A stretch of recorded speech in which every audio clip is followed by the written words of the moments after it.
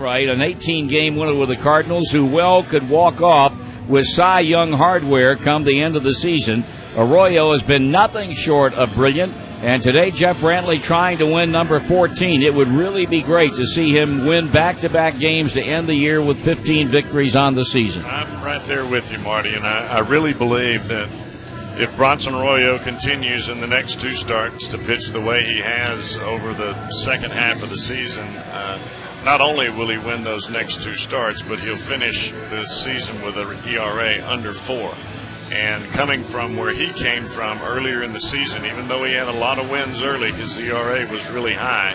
And he's worked very hard to get that ERA down. He's worked hard to continue to go out and put together now 11, hoping for 12 consecutive quality starts today. The big issue is, can the Reds put the same kind of numbers on the board that they did in the last two nights off of Charlie Morton?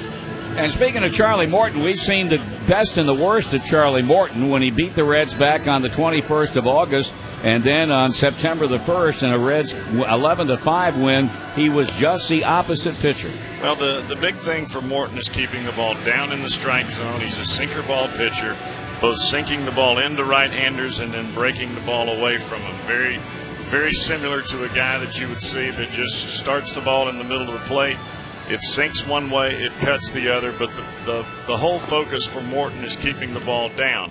Some starts he's done that and done very well, and there's been others where he's been up around mid-thigh and he has been absolutely hammered.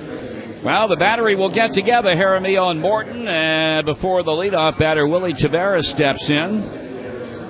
Taveras batting .238 with a home run, 15 RBIs. The first time he has been in the lineup since the 18th of August against the San Francisco Giants. Suffered a strained right quad and has been out of action since then.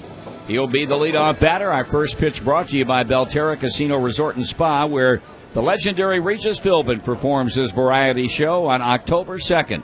For tickets, visit BelterraCasino.com. So here's Taveras, right-hand batter, in off the grass by a step at third is Andy LaRoche. Pretty much the same for first baseman Garrett Jones. And Charlie Morton into the windup and onto the plate, and it's taken for a strike, and this game is underway.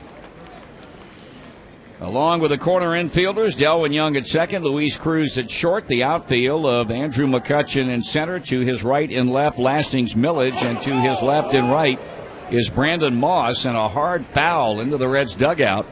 And Taveras in a hole very quickly, no balls and 2 strikes.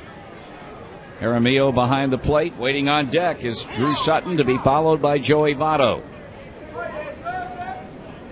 Morton overall 4-8, making his 17th start, a former property of the Atlanta Braves. Here's a liner, foul, well back into the seats behind the first base dugout, and Willie obviously showing some of the rustiness of being away as long as he has. He is way late on that swing on the pitches from Charlie Morton. Very similar to Ramon Hernandez the other night, but Hernandez made some quick adjustments and got a couple of base hits. Back comes the right-hander, and this one is hit foul down the right field line. Count holding at no balls and 2 strikes. Our plate umpire is Todd Tishner. At first, James Hoy. The crew chief is at second. Tim Cheetah. Over at third base, Bob Davidson. Now Morton stepped on the pitching rubber, now turns and goes back behind the mound, and now comes back on top again. Defense pretty much playing Taveras as an opposite field hitter, the way he's been swinging the bat.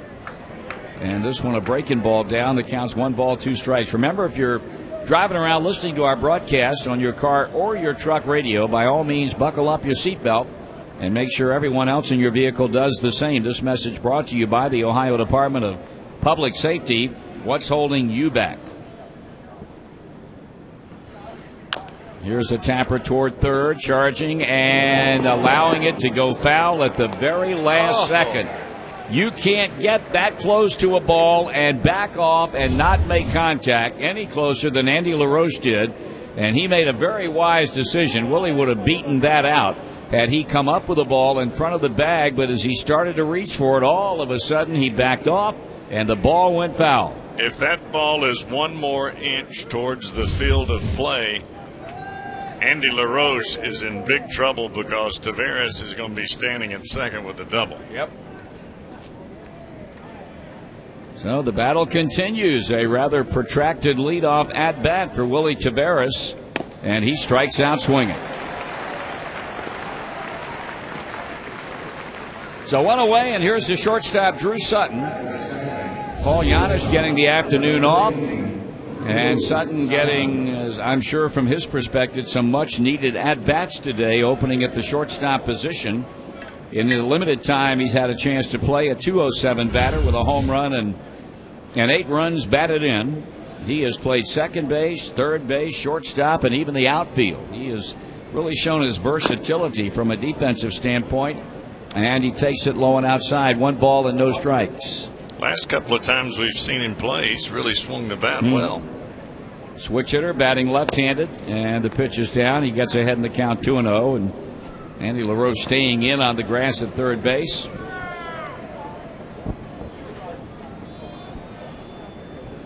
Morton sets for the 2-0 delivery, and it's on the way, and it's ball 3. Joey Votto waiting on deck. You can really see the sinking action of Charlie Morton's fastball, but there's a very fine line in that release point to keep that ball in the strike zone or down in the dirt. And he walks Sutton on 4 straight pitches. So basically, after throwing nothing but strikes to Willie Taveras, he ends up walking Drew Sutton on 4 straight, and that brings up the hot-hitting Joey Votto. I think that's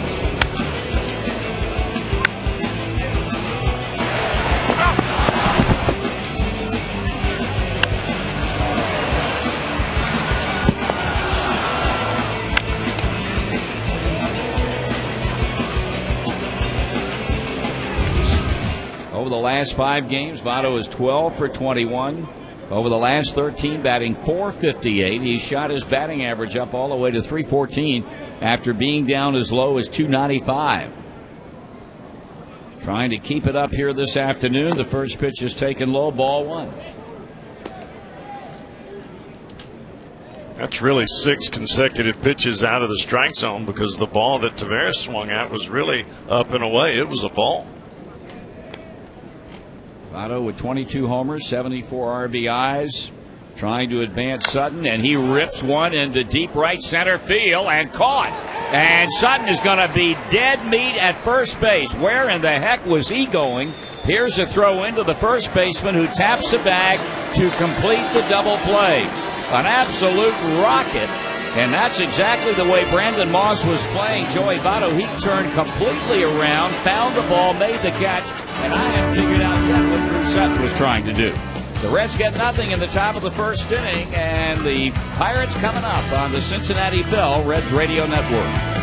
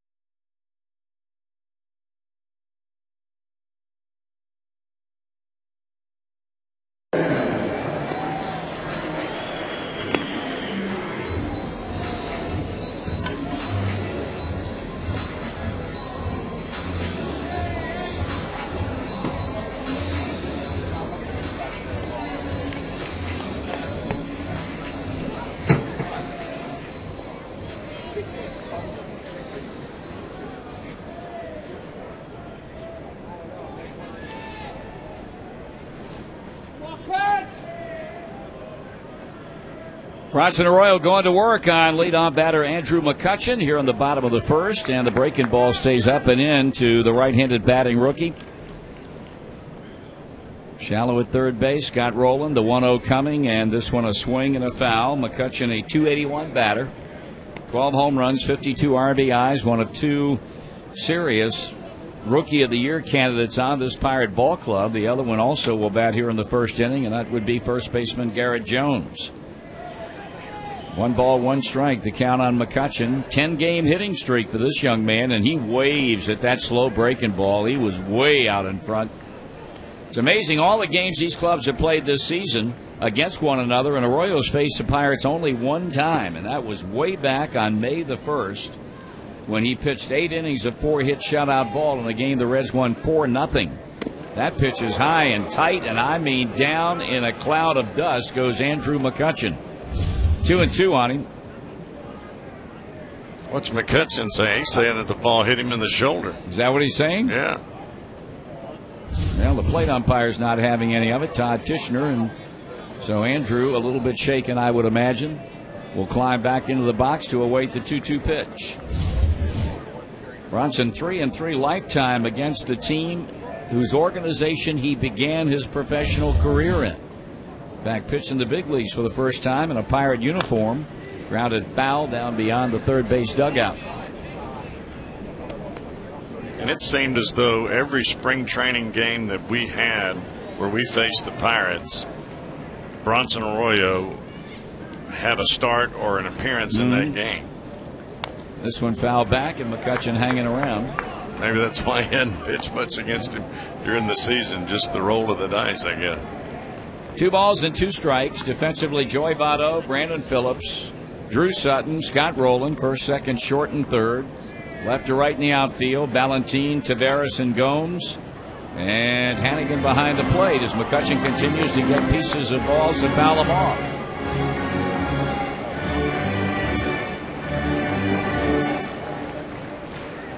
Arroyo making his 32nd start of the year. 3 complete games, 2 shutouts, a 4.04 earned run average, missing low and away, and a full count. So credit Andrew McCutchen with a very good at-bat. And here's another foul ball. Arroyo doing his best to try and avoid what would be for the Pirates a game-opening base on balls, but McCutchen continuing to waste his strike pitches, and the count holding at 3 balls and 2 strikes. Bronson back to the plate with that big leg kick, and he walked him. Missed with a breaking ball up. Great at-bat for Andrew McCutchen, and the batter will be the second baseman Delwyn Young, and we'll find out 2 batters into this game how manager John Russell's going to play this one. He's got a guy standing in now who's 7 for his last 70.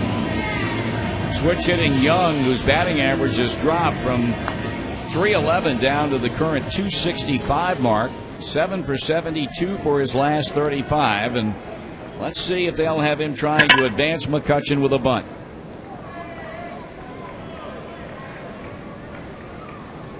Arroyo sights a sign. McCutchen has the lead.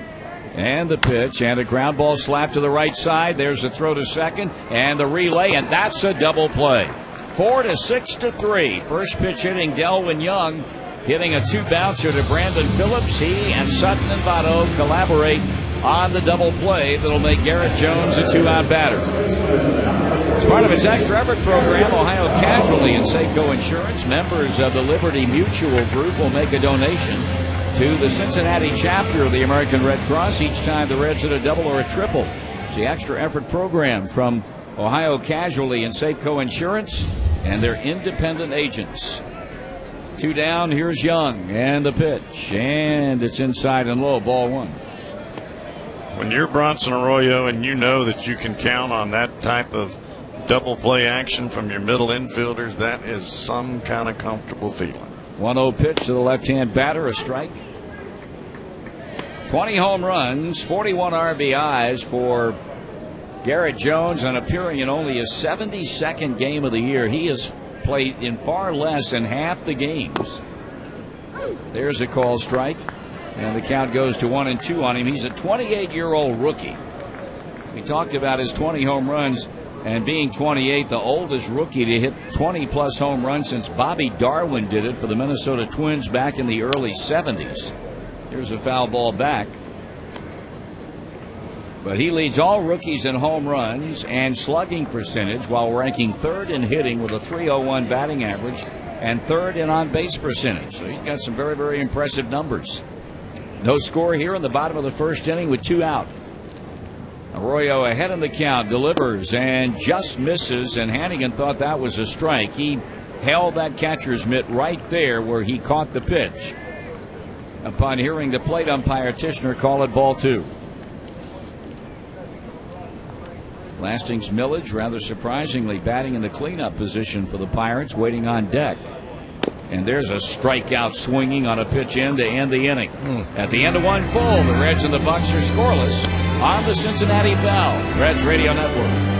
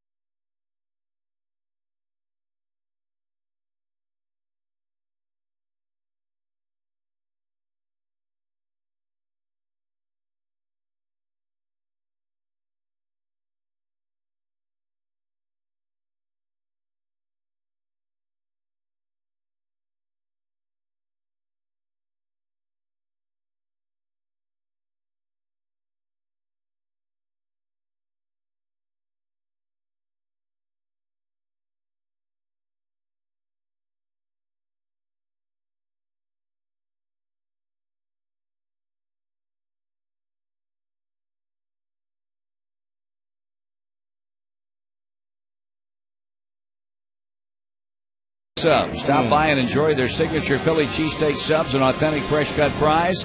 Penn Station East Coast Subs at Great American Ballpark, located on the first base concourse in the view level. Try yours when the Reds return off this road trip. Brandon Phillips opens things up here in the top of the second after a scoreless first inning for both clubs. Coming in having hit in 12 out of the last 13 games, raising his batting average to .279. 20 home runs, 94 knocked in, taps one, third base line. That ball's going to stay fair, and it's an infield base hit. Pitcher broke off the mound, Charlie Morton, and cocked his arm as if to throw and realized what the heck. Hang on to it, infield single for Phillips, and that's the way inning number 2 begins. You couldn't roll that out there with your hand any better.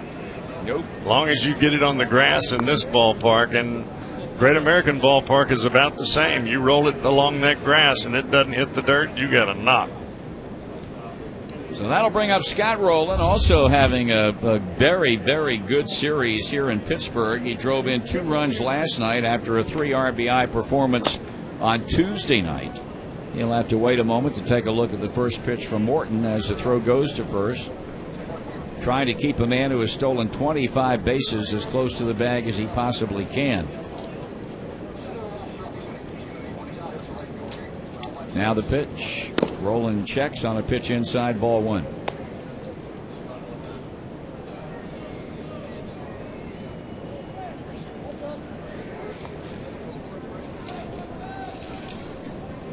Rowland batting .276, couple of home runs, 20 RBIs to go with 6 doubles. Infield a double play depth. Phillips leading, and Rowland rips one to deep left, but a foul ball. We talked about the rather intimate crowd here today. The Upper Deck conspicuous by the absence of anybody, and that is not by accident. That was by edict. Pirates were not allowed to sell any Upper Deck tickets for this ball game, with the G20 summit beginning today here in Pittsburgh. Leaders from some 85 nations around the world. You know the story. President Obama due in this afternoon, and we talk about lockdown. I don't think that any of us in our lifetime have seen the kind of police security, both from a federal, a state, a local level, and all over the country. They brought police officers in from all points on the compass throughout the United States. We had a couple of guys that jumped on our bus just to say hello to us this morning from Chicago. Here's a pitch to Roland. It's high, and a quick throw down to first, but not in time. How about the dogs going through the rooms this morning on some of the players? Really? They hadn't even woke up, and they had knocks on the doors, federal security. I mean, they're in there in their drawers, and they got dogs sniffing through the room. They must know what a good guy I was, because nobody bothered my room. Yeah, they were coming down my hall by the time I walked out. I was kind of happy about that. Not a real big getting woke up guy. Here's a 2-1 pitch, and it's foul back. Federal or not. 2-2 the count on Scott Rowland. Johnny Gomes waiting on deck.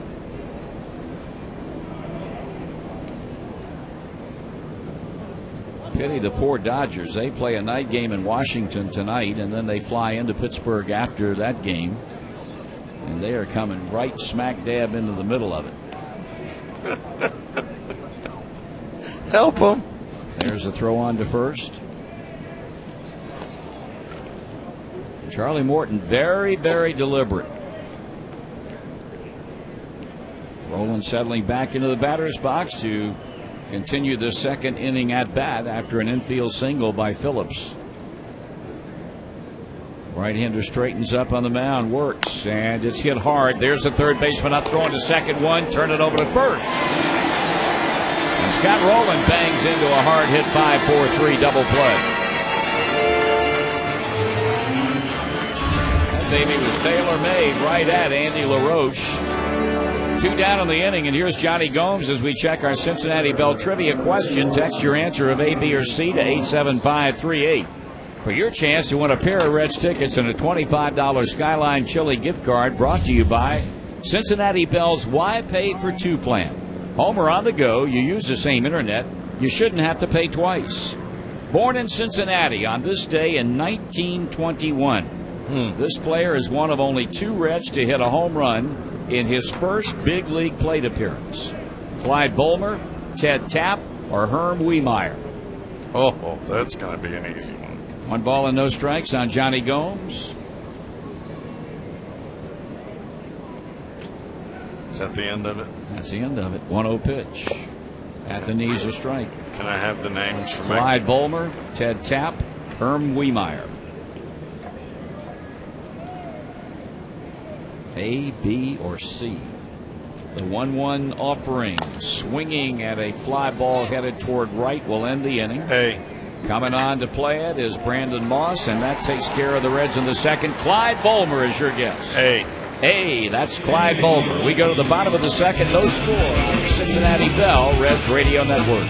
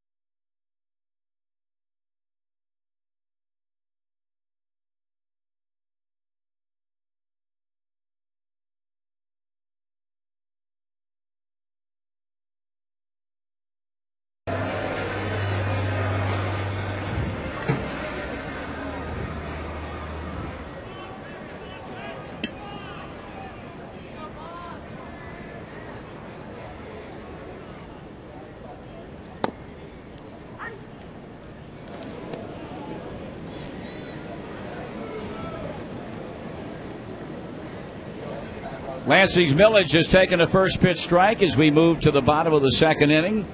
Batting in the cleanup spot today, and the next one's chopped back toward Arroyo, who bends down to pick it up and throws him out. We welcome in the Hall of Famer from the Dayton Daily News, Al McCoy.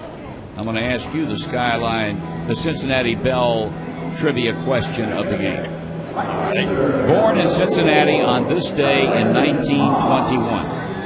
This player is one of only 2 Reds to hit a home run in his first big league plate appearance. Clyde Bulmer, Ted Tapp, or Herm Wiemeyer?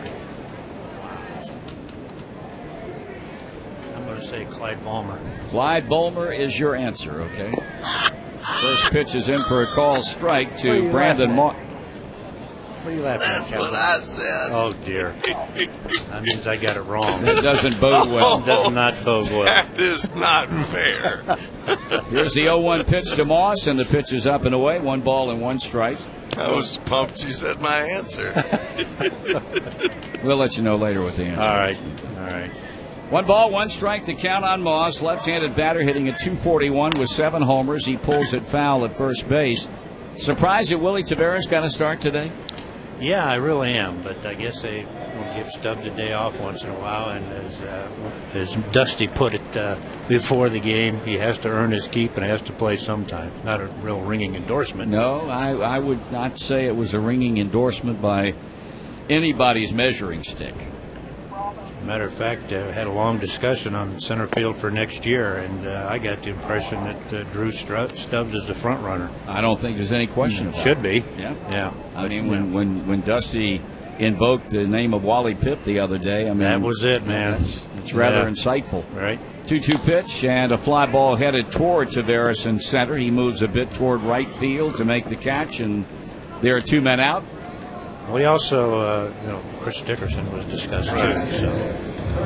You really wonder where he fits into the equation if we assume, for the sake of argument, that Drew Stubbs will go into spring training as a guy that everybody else has to beat out for that position. Yep, absolutely. I don't know. Maybe he's thinking about left field, but Chris came on pinch hitting and playing in part-time duty. That's when he really started to figure things out and start to hit the ball really well. 1 ball and no strikes on third baseman Andy LaRoche. With his injuries, Hal, don't you think that a platoon type thing for Dickerson fits him better than just an everyday deal? Yeah, as long as it's left field. I can't see it being in center field. I think Drew Stubbs is going to be I an agree everyday with player. that. Yeah, I agree with right. that. And Dusty was rather pointed before the game on that too, saying when somebody asked him about Chris Dickerson, he said, "Well, he's got to play." Yeah. So I had no idea that when he suffered the ankle sprain, it would be as lingering as it obviously is. I mean, we don't expect to see him the rest of the year now. No, absolutely not. I thought the same thing. An ankle sprain, he'll be back before the end of the season. It's almost like it was broken. Yeah. Well, sometimes they say that the sprain is worse than breaking it. Yes. 1 ball and 2 strikes on Andy LaRoche with 2 out and the base is empty, and there's a very high pop-up that Joey Votto will take care of in foul ground, and he makes the catch to end the inning. How do you do it, Hal? And I don't know how you do it. It's amazing. I'd like to have you in here for all 9 innings. We might have an hour, 45-minute game, but every day. Now we'll see you then. Thanks, guys. All right, pal. Thank you. 3 men up, 3 men down. We got the 3rd coming up. Final game of 3 between the Reds and the Bucks. 0-0.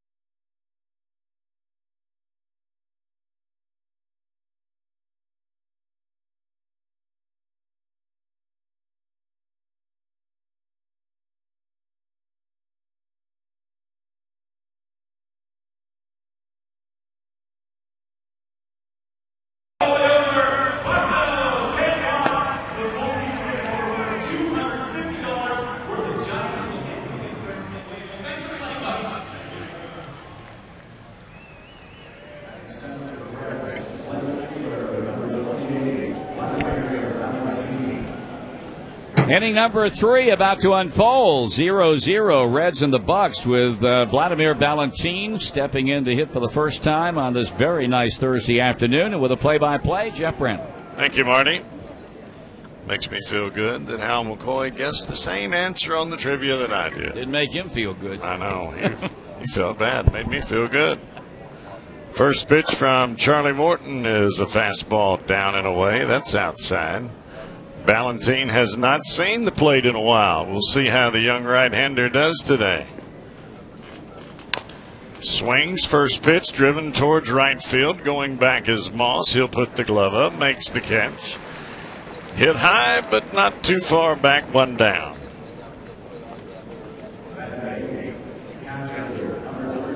One out in the inning. That'll bring Ryan Hannigan to the plate.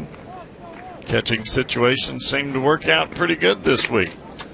Hernandez caught Cueto, which worked out well. Arroyo and Hannigan have been a tandem, seems like, all year long, and Corky Miller and Homer Bailey worked out pretty well, I'd say, yesterday. That pitch is down. Sinking fastball, hard slider from the right-hander, Charlie Morton.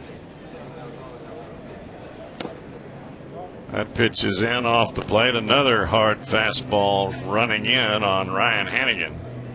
Hannigan's got a pretty good eye. Have to thread the needle if he's going to take a hack at it. Changeup down and away, and he lets that baby go by for a third ball. 3 balls and no strikes. If Morton is going to be a starting pitcher in the future, he has got to stay away from those 3-ball counts, and he's walking. So a base on balls for the second time here in just the first 3 innings by Charlie Morton. Free passes are deadly. And that's against any club, especially from the leadoff variety. So Hannigan is at first base. Seems as though the worldwide leader in bunts is at home plate in Bronson Arroyo. Right-hander stands in. He'll square around, pulls the bat back on a high fastball. 1 ball and no strikes. Bronson Arroyo has come to be known as automatic when he has an opportunity to get a bunt down. 14 on the year, looking for number 15.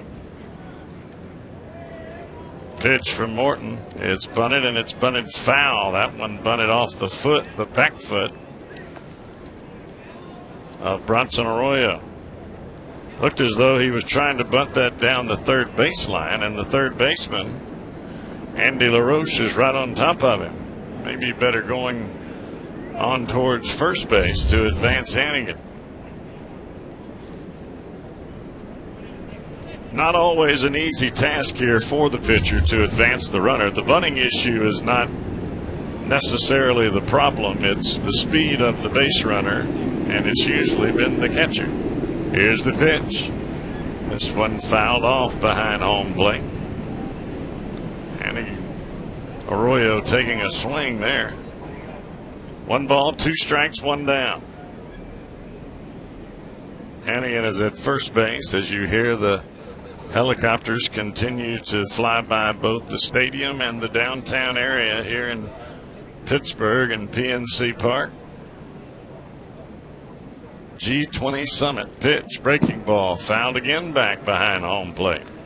That ball was a good foot outside, and Arroyo did a good job to get out there and foul it off.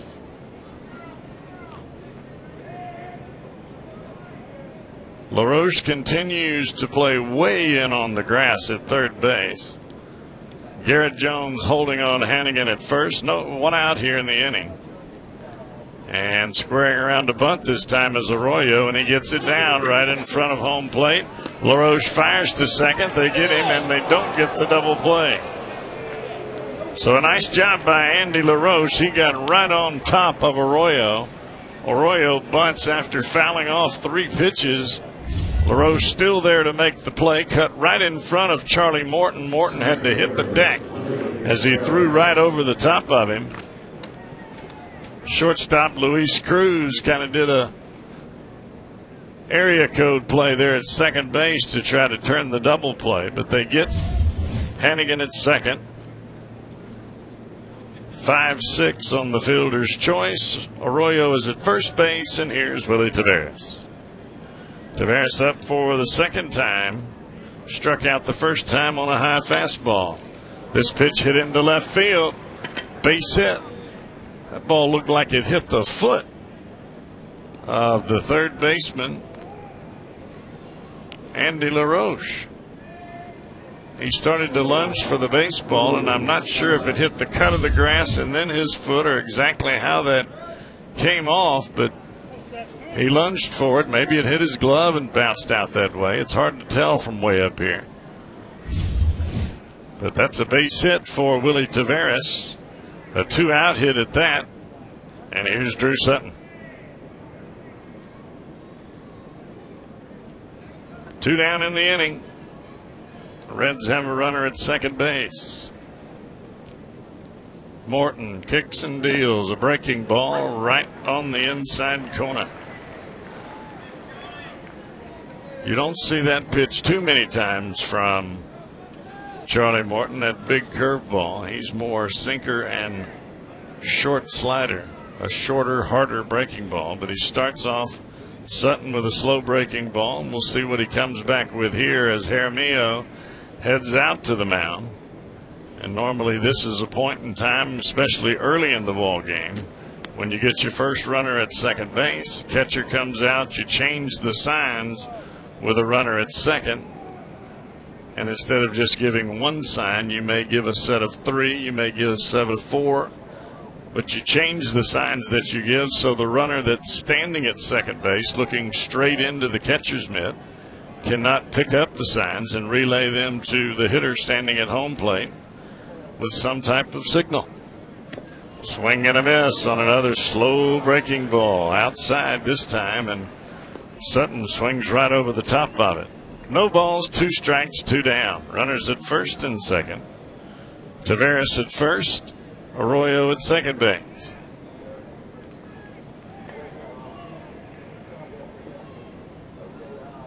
The pitch. Breaking ball in, and this time Sutton lets that baby just come on by. Bounces down in the dirt. 1 ball and 2 strikes. Sutton saw 4 consecutive pitches outside of the strike zone his first time up.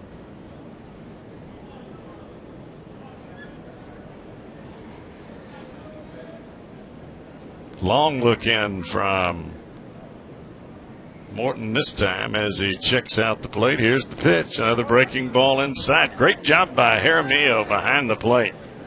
He continues to make sure that ball stays in front, and he also continues to make sure that Charlie Morton and he are on the same page.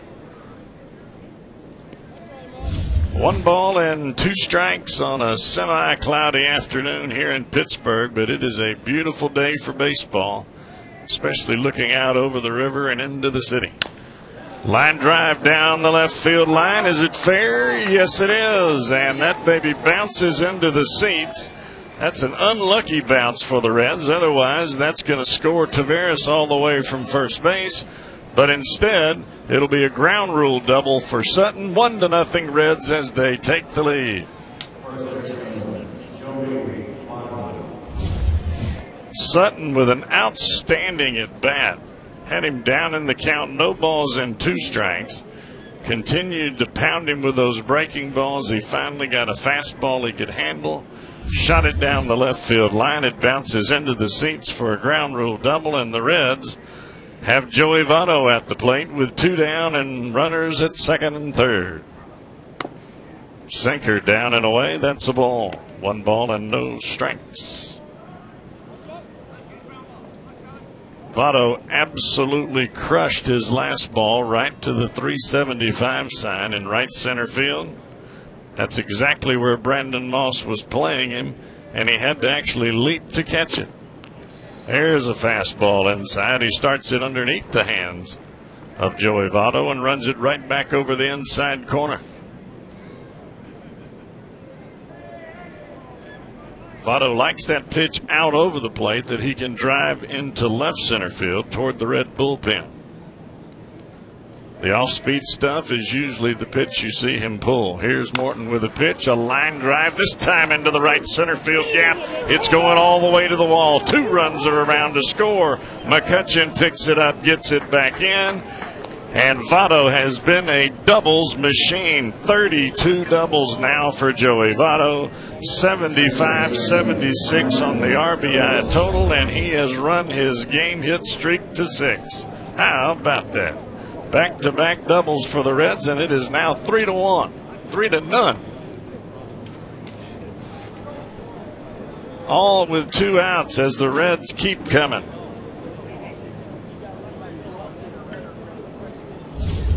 Runner at second base for Brandon Phillips. And it seems as though every time Phillips has come to the plate in these last few ball games, there has been somebody standing at second waiting for him to knock him in. Fastball up and in, he fouls it straight back.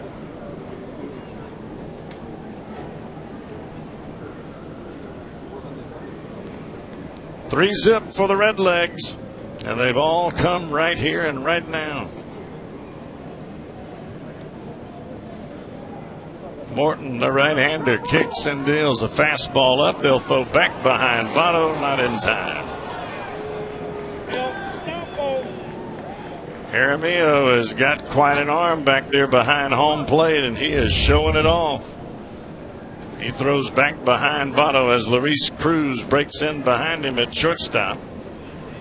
And I guarantee you that'll sit in the back of Votto's mind for a moment.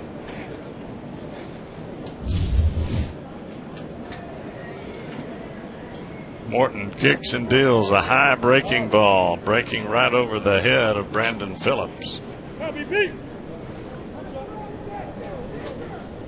Morton got Ballantine to fly out to right field. Walked Hannigan, who was quickly erased on the attempted sacrifice bunt by Bronson Arroyo, as Andy LaRoche made a nice play to cut him down.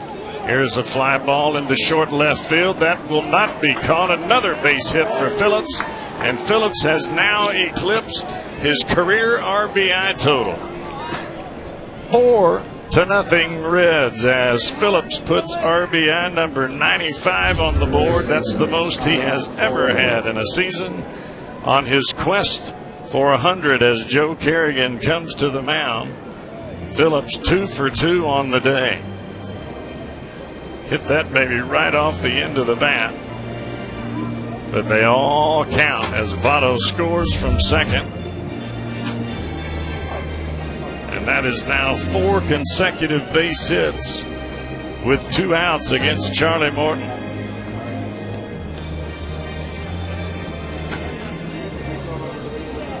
And this is the part of pitching that just absolutely hammers you. You get 2 outs and you can't close the door.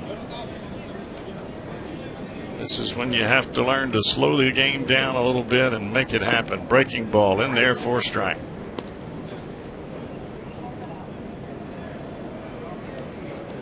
Phillips is now hit in 13 of his last 14 ball games. He has eclipsed his career high in RBIs as the right-hander Morton attempts to pick to first base. Phillips not with a big lead over there right now. 95 RBIs, the career high now for Phillips. He's got 28 doubles, which is a career high. His next double will eclipse that. Ground ball hit foul down the left field line by Scott Rowland. Rowland grounded into a 5-4-3 double play his last time at the plate. And that was after Phillips led off the second inning with an infield single that looked like a bunt down the third baseline. And Rowland hit a smoker down there to LaRoche at third. Here's the 0-2. Fastball upstairs. 1 ball and 2 strikes.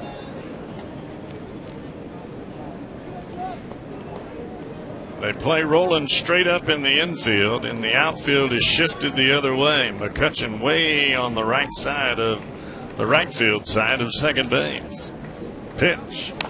Ground ball foul again, right off the railing of the third base dugout. Rowland spun around on that one in a hurry.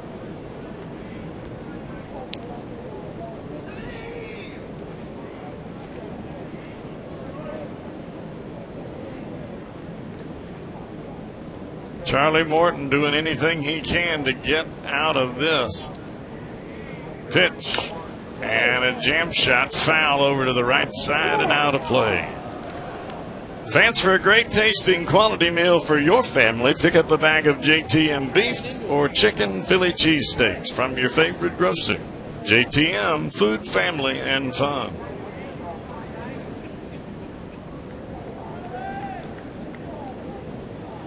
Scott Rowland hitting in the number 5 spot with a chance to keep this rally going as Morton picks to first base one more time. 1 ball and 2 strikes on Scott Rowland. 4 consecutive hits from the Reds have brought in 4 runs, all with 2 outs. The 2-out rally has been enormous for the Reds. Pitch, high breaking ball that Rowland fouls straight back.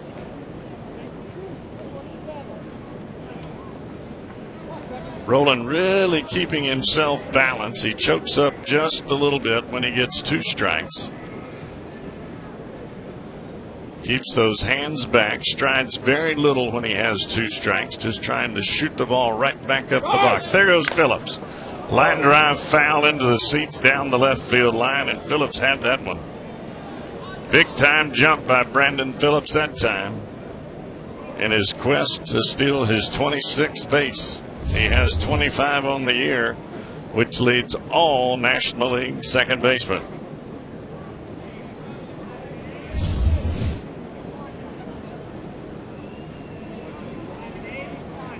Morton looks back into Jaramillo for the sign. A long look in this time. He'll come to the set and step off the back. Either Rowland or the catcher Jaramillo called time there as Rowland stepped out of the batter's box. He's back in. He's ready to go. Phillips takes his lead at first. Here's the pitch. There goes the runner, and it's fouled straight back again. So Phillips with a couple of sprints down to second base as he looks into Rowland and the third base coach Mark Berry. How many times do you want me to run? Out to the mound again does Jaramillo, trying to do everything he can to help his pitcher.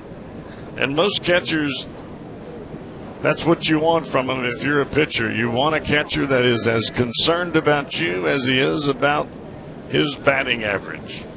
The only player on the field that is responsible for 2 players, that would be the catcher. Responsible for himself and you on the mound.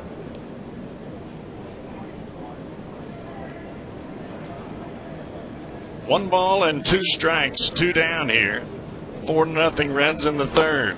A fly ball into right field. Going back is Young. Coming in as Moss. Moss will make the catch, and the Pirates finally dig themselves out of this inning. 4-0 Reds over the Pirates as we head to the bottom of 3 on the Cincinnati Bell Reds Radio Network.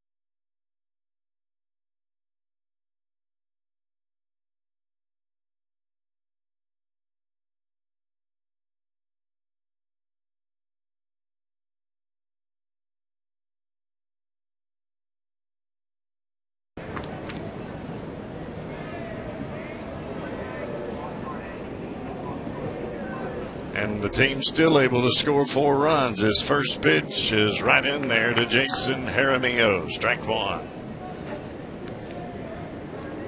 Jaramillo, the switch hitting catcher. Last 7 ball games hitting at a 381 clip. Arroyo kicks and deals. Fastball just off the outside corner. Ball 1. 1 ball, 1 strike to Jaramillo. Cruz waiting on deck, and then the pitcher Morton. Sidearm breaking ball gets a little bit inside on Arroyo. 2 balls and a strike. Arroyo with a rock back. He kicks sidearm again, and he catches that inside corner. Strike 2. 2 balls and 2 strikes to Jaramillo, and Jaramillo has yet to leave the batter's box. Arroyo trying to make quick work. Here he comes. Off the handle as he fouls it down to his own third base coach. Does Jaramillo, Tony Beasley, and he flips it in the stands.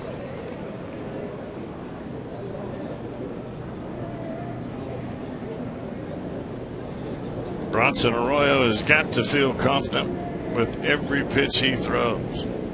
The right-hander kicks and deals a breaking ball, and it's fouled off at home plate as he had Jaramillo lunging.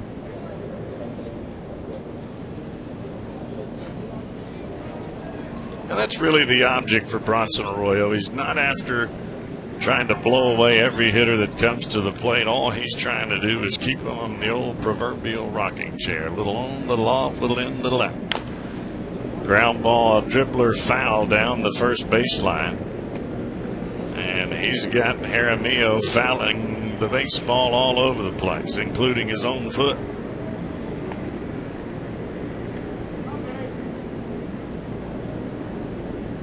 So Jaramillo takes a little squat there to try to relieve the pain from that foul ball off of his foot. He's back in the batter's box. Arroyo looks into Hannigan for the sack. He'll rock back, kick, and here he comes. Popped up to the left side, headed for the seats, and that's where that one will land. And it's out of play. So Jaramillo battling for all he's worth. Jaramillo came into the ball game at the 259 mark, even though he's hit well over the last 7 games. Pitch. Again fouled off into the seats on the left side. So he is trying everything he can, Jason Jaramillo, to stay inside the baseball and either drive it the other way or up the middle.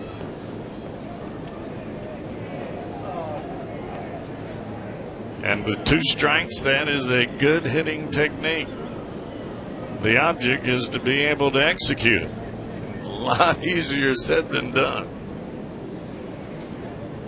Arroyo with a windup. Here's the pitch. Sidearm breaking ball. He pops him up right to the catcher. Hannigan will make the play. 1 down.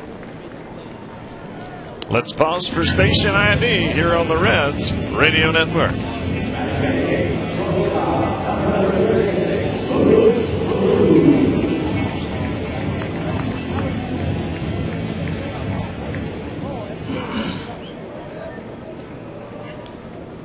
Jaramillo, a great at bat, but he finally pops out to the catcher, and here's Luis Cruz. Cruz hitting from the right side, takes the first pitch. It's off the outside corner, ball 1. Cruz is 2 for his last 22 as he takes that fastball right down Broadway. Strike 1. 1 ball and 1 strike to Cruz. And he takes that pitch on the inside corner. 1 ball and 2 strikes. Cruz played second base last night and shortstop this afternoon.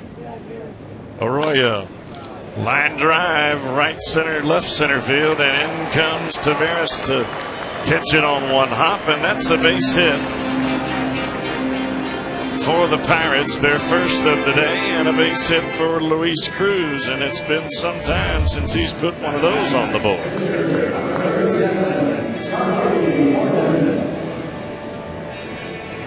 Looked like an off-speed pitch up in the strike zone, and Cruz got the bat to it. He didn't hit it real hard, but hard enough to get it out of the infield and in front of Taveras. Here's Morton.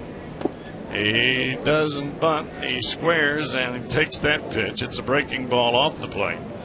Both Votto and Roland charging rapidly. The movement among the infielders. Sutton moves to second base as they charge. And Votto, Roland coming to the plate, and Phillips goes to first. Here's the pitch, and it's bunted foul. Morton does have a bunt this year, and that's all he has, a bunt. He has gotten one sacrifice down, and he's trying to double his output here and put a second bunt down. All you have to do is catch the baseball with the fat part of the bat. Don't stab at it. Don't pull the bat back. That pitch is down and away. 2 balls and 1 strike to the pitcher, Charlie Morton. Bronson Arroyo on the mound, rubbing up the new baseball that he just received. He's got 1 out in the inning. The base hit by Cruz comes with 1 out. He's at first base. And the batter is Charlie Morton, trying to bunt the baseball. And here he comes, and it's bunted down the first baseline. A good bunt. Votto has nowhere to go but Brandon Phillips at first. And that, my friends, is a successful sacrifice bunt. Nice job by Charlie Morton as he moves Luis Cruz down to second base for the leadoff hitter, Andrew McCutchen, with 2 down.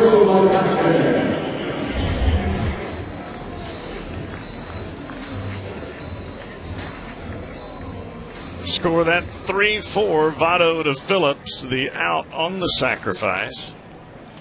Down to second base is Cruz with 2 down in the inning, and here's Andrew McCutchen. McCutchen walked his first time up,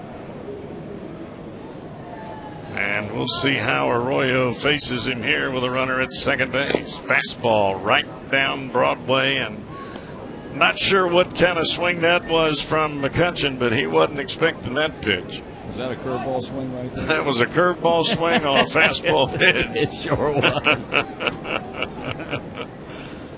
Arroyo looks into Hannigan for the sign and kicks and deals. There's a breaking ball, and it is popped up into left center field. Over to get it is Valentin, and the Reds are out of the inning. A good job by Arroyo as he shuts down the Pirates, and McCutchen with a runner at second. It is 4-0 Reds as we head to the 4th on the Cincinnati Bell Reds Radio Network.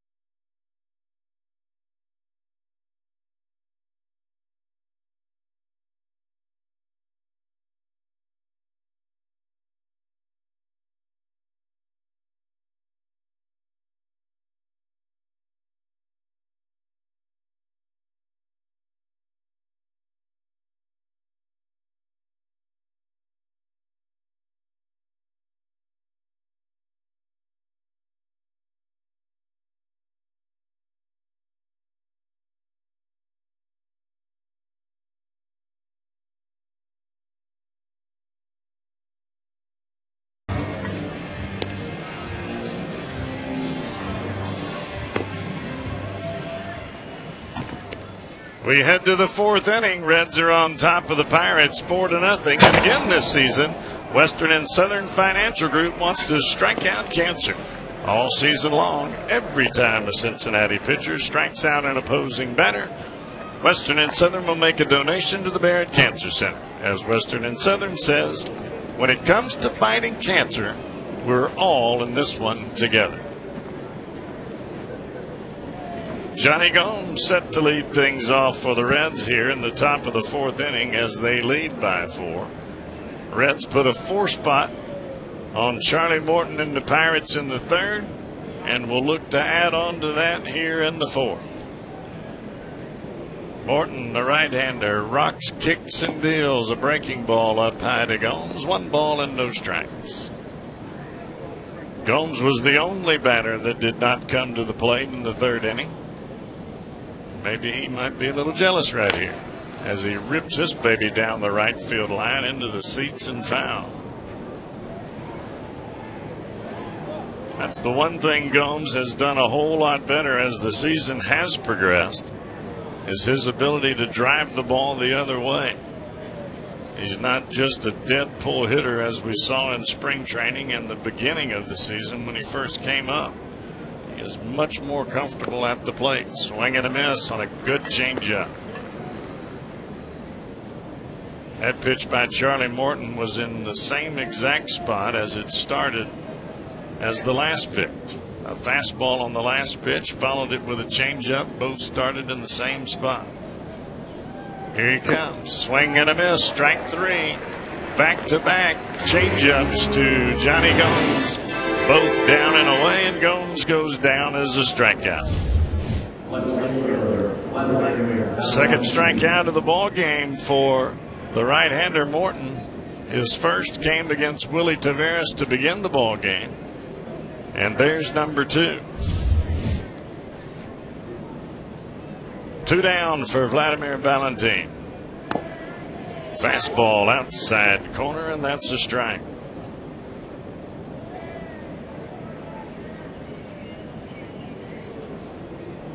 Morton with a long look into Jaramillo. Swing and a miss. Threw that bad boy right by him. Fastball right down the heart of the plate, and Valentin swung as the mitt clapped. No balls and 2 strikes to Vladimir Valentin. And here comes Morton. Fastball up and in, and he's letting her loose now.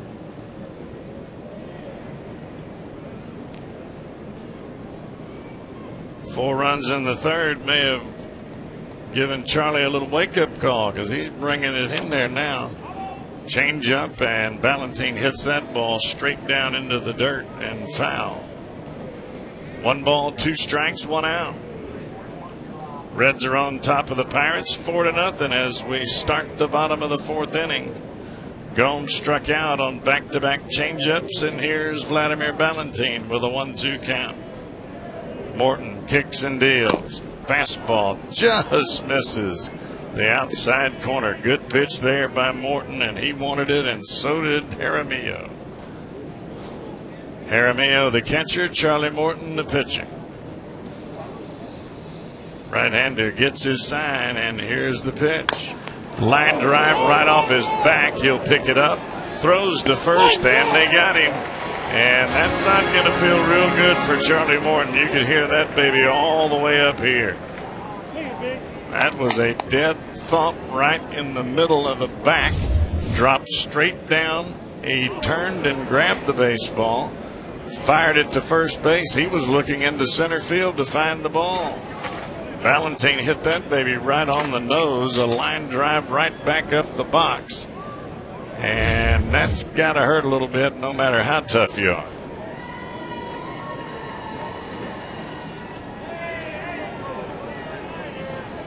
A fastball down and away, and he's telling trainer Brad Henderson that it hit him in the right side of the gluteus maximus.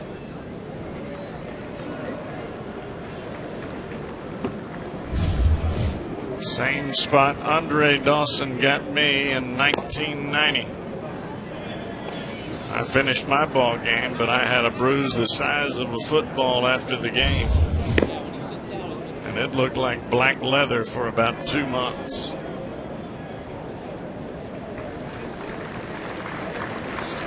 So it looks like Morton will stay in there.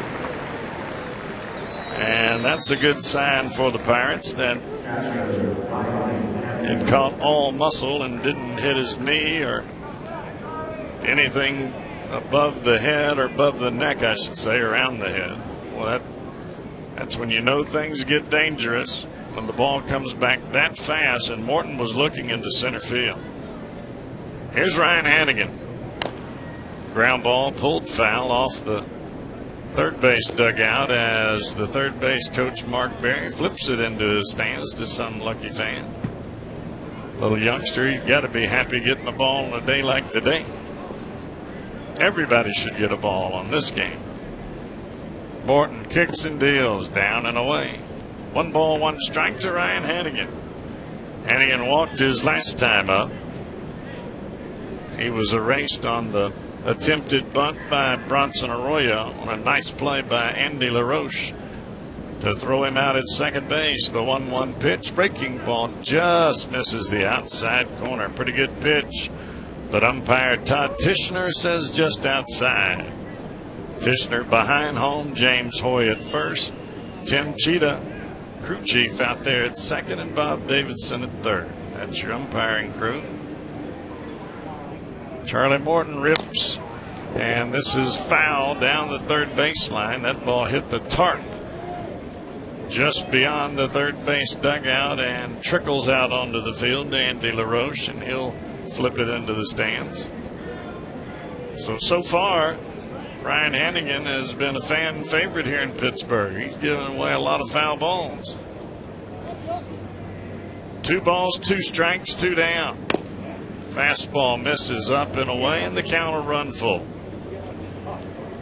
Arroyo waits on deck. 2 down in the inning, and I'm sure Charlie Morton would like to get this batter right here, right now. Fastball, jam shot down the first baseline. Nice running catch by Garrett Jones. Jones makes the catch. Hannigan is out, 3 up, 3 down for the first time today for the right-hander.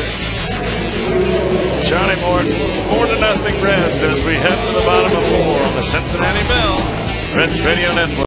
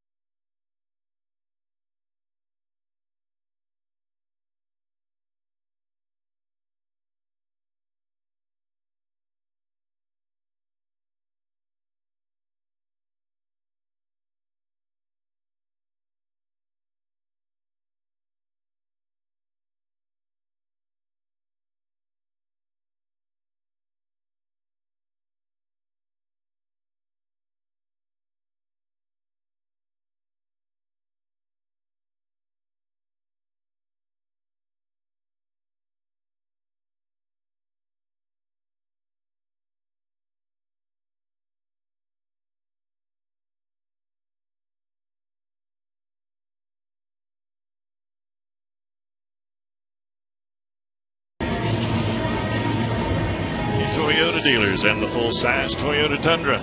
With the capability to tow over 10,000 pounds, Tundra's the truck that's changing it all. Young stands in. The right-hander Arroyo clips the outside corner. Strike one. Young grounded into a 4-6-3 double play his first time up. And he pops this ball up into left field. Ballantine looks like he's got it. He does. One down.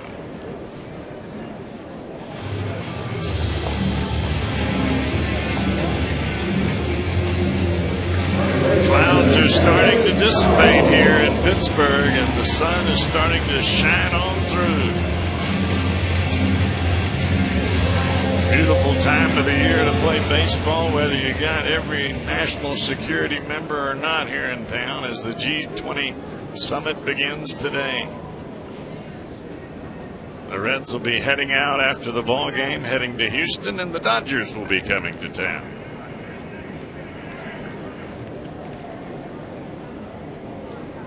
Here's Garrett Jones. Left-hander takes the first pitch inside from Bronson Arroyo.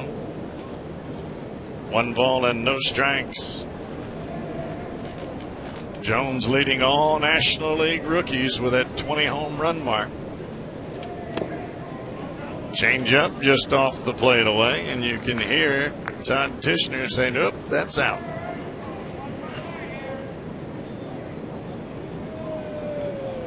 Two balls and no strikes to the left-handed hitting Garrett Jones, and he has got some sun. A breaking ball that'll catch the outside corner as Bronson Arroyo drops down sidearm and brings it in there from Laredo. Yeah. Jones set and ready. Here comes Arroyo. Ground ball up the middle. Nobody's going to get that one. That's a base hit for Jones. Second hit of the day for the Pirates. Both coming with 1 out in the inning. Jones struck out his first time. This time singles up the middle. And here's Lastings Millage.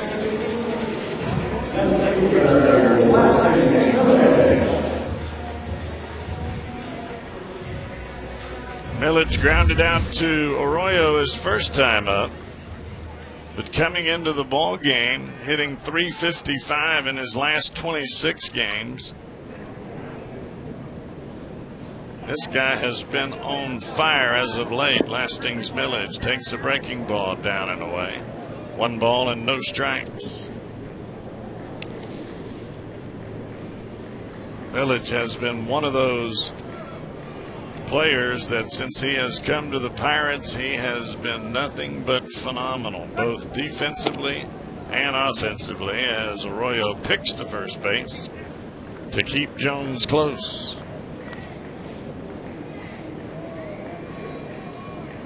Last 6 games, Lastings Millage 11 for 25. That'll clock in at 440 on the batting average meter.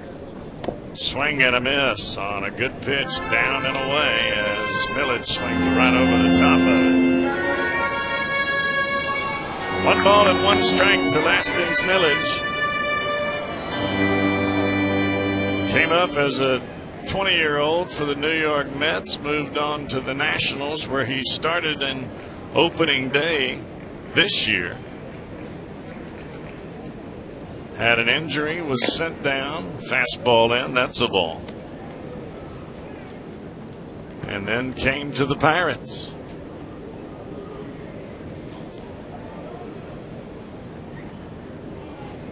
And the way he's swinging the bat right now, I would imagine the Pirates are awfully happy that he's here. 291, a couple of home runs. 16 RBIs as he swings and misses that one. A very slow breaking ball from Bronson Arroyo.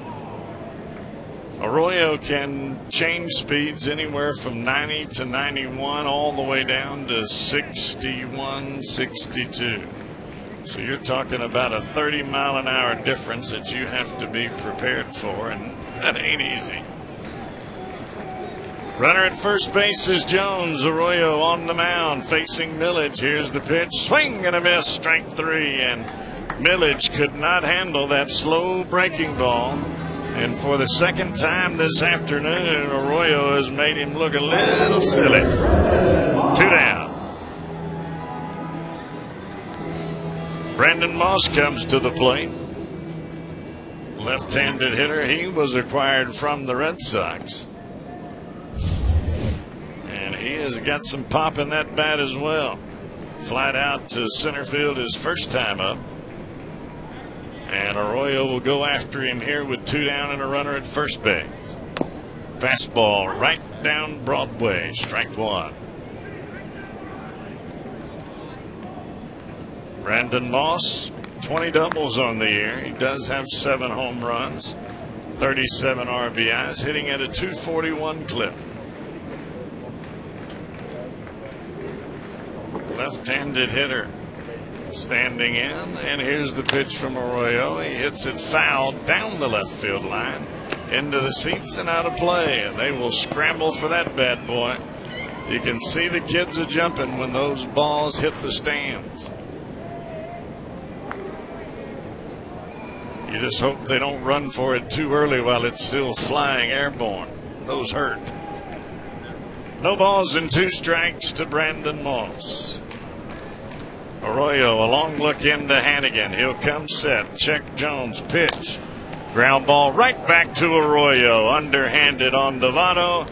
And that'll be it again for the Pirates. 1 hit. No runs. Moss the last man out.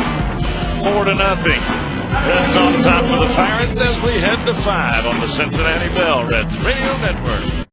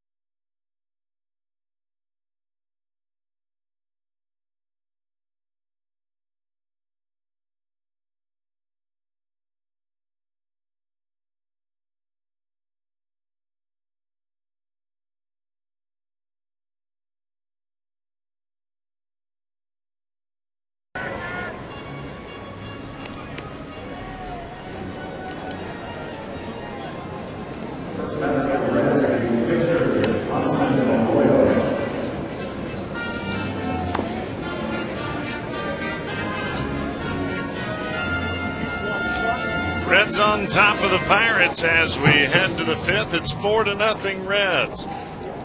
Charlie Morton, Bronson Arroyo. Back with a play-by-play. Here's Marty Brenneman. Thank you, Jeff. It'll be Arroyo to lead things off. He reached on a fielder's choice. Unable to get a bunt down in the 3rd, but later came around to score one of the 4 Reds runs in that inning. Morton delivers, and it's at the knees for a call strike. That's really the only bad inning he's had. He walked a batter in the 1st, gave up an infield hit in the 2nd, retired the Reds in order in the 4th. But the 3rd has so far been his undoing. And it's quickly 0-2 on the taking Bronson Arroyo.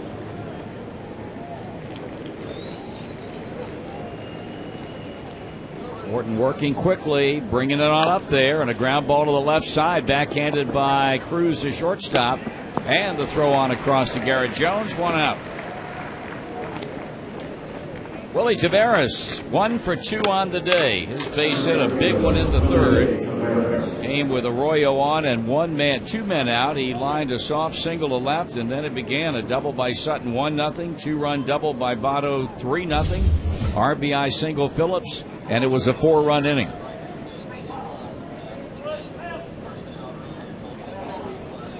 One gone, and here's Willie, and the first pitch to him is taken for a strike. We want to extend happy birthday greetings today to a lady in Troy, Ohio, Catherine West, celebrating her 81st birthday today. She said, last year I went skydiving for my birthday when she was 80. How about that? 1-1 the count. She said, this year it'd be just as exciting to hear my name on Reds radio. And a lot safer. Oh, well, it's all that matters. It's all a matter of your perspective. She didn't have a problem skydiving at the age of 80. I wouldn't do it at the age of whatever. So congratulations, Catherine West, on your 81st birthday. Doing it probably a little bit less exciting today, just hanging out and catching our broadcast from your home in Troy. Catherine has definitely got my respect and honor. Yes, she does. That pitch inside to even the count on Taveras, 2-2. Cowboy would have to be the cowgirl on that day. I got you. I don't think I'd be doing it. Skydiving, partner. 2 balls, 2 strikes. Drew Sutton waiting to bat next. Taveras hits it hard, but the second baseman, Delwyn Young, playing him perfectly. And he makes a pickup and throws him out. And Sutton will be the 2-out batter. Up twice and on twice today. He has walked. He has had a double and a run batted in and has scored a run.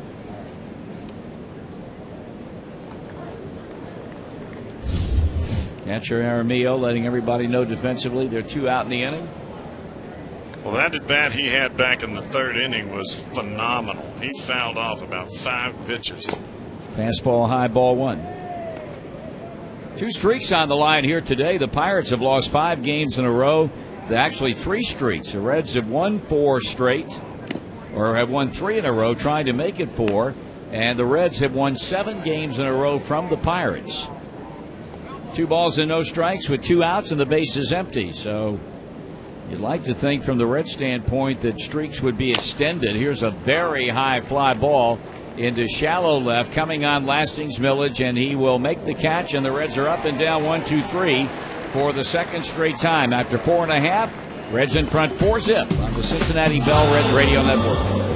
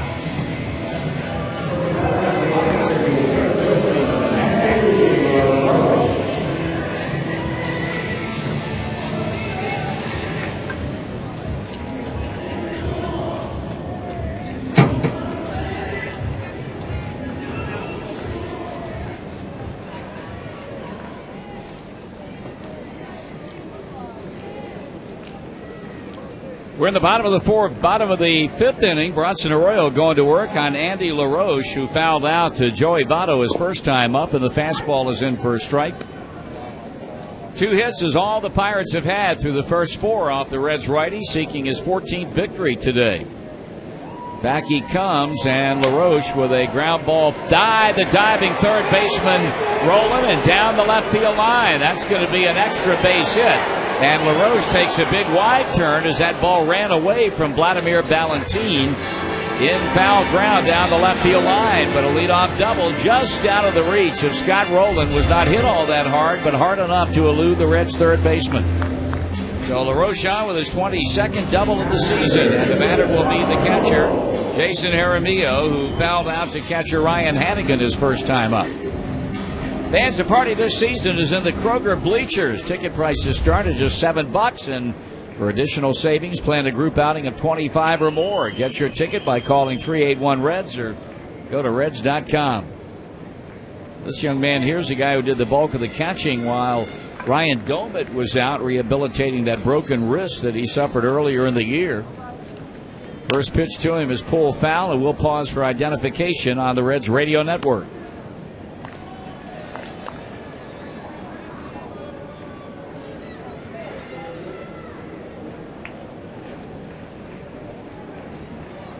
Andy LaRoche standing out at second after a leadoff double.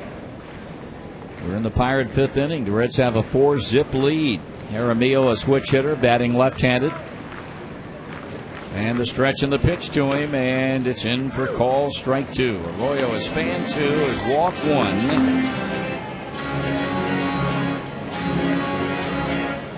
Jaramillo back in the box, taps the plate with the head of the bat. So the Pirates with an opportunity to get a run in here in the fifth inning. Jaramillo waiting and missing high. Arroyo does with a fastball. A ball and 2 strikes.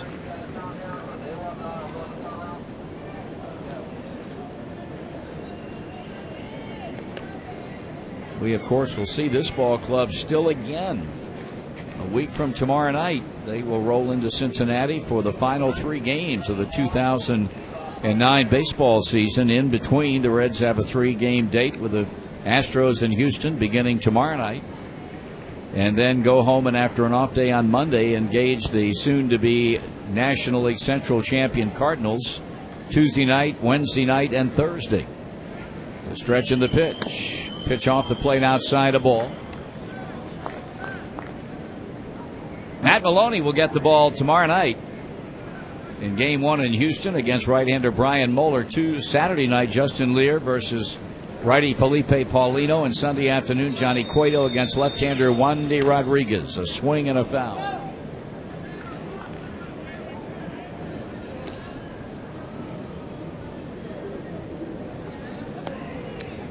Arroyo working on a 68-pitch ball game at the moment.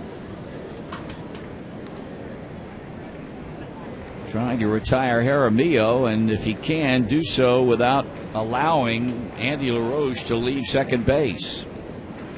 Waiting on deck, the shortstop Luis Cruz, and then the pitcher spot will be up. Hannigan hanging a sign, the look back at second, onto the plate and off the fist, but a foul ball. Down the first base line, and the count will hold on the Pirate catcher at 2 balls and 2 strikes. Arroyo is trying to either get a strikeout or some kind of ground ball to the left side of the infield, but with Jaramillo at the plate, if you get a ground ball, most likely he's going to pull it to the right side. Battle continues here, 2-2 with LaRoche at second. Bronson, a long look down now, gets the sign, now comes set, now he pitches, and he misses way inside, a full count.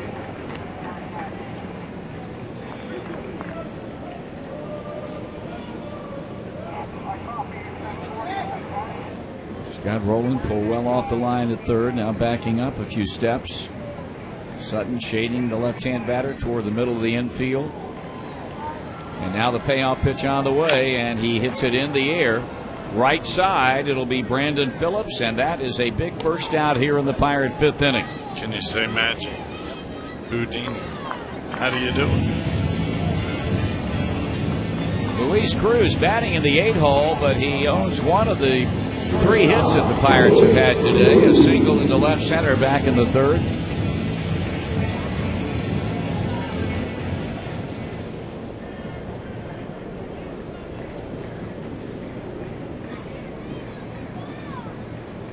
Right-hand batter in there and trying to do what Jason Jaramillo was unable to do. Now a bluff throw back towards second. Talking about going into Houston, and the pass list should be very, very interesting over the next 3 days. You got 7 players on this Reds roster who are natives of the state of Texas. Here's a bouncer back to the box. Arroyo will go to first and get the out, and advancing on the ground out is Andy LaRoche, and the picture will be up in Charlie Morton. Homer Bailey from LaGrange, Jay Bruce from Beaumont, Daniel Ray Herrera from Odessa. A couple of Houston natives in Paul Yanish and Lance Nix.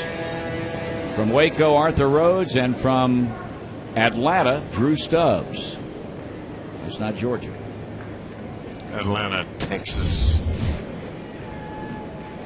So Charlie Morton now trying to help himself with a runner at third and 2 out, and he takes it just a bit low and away, ball 1.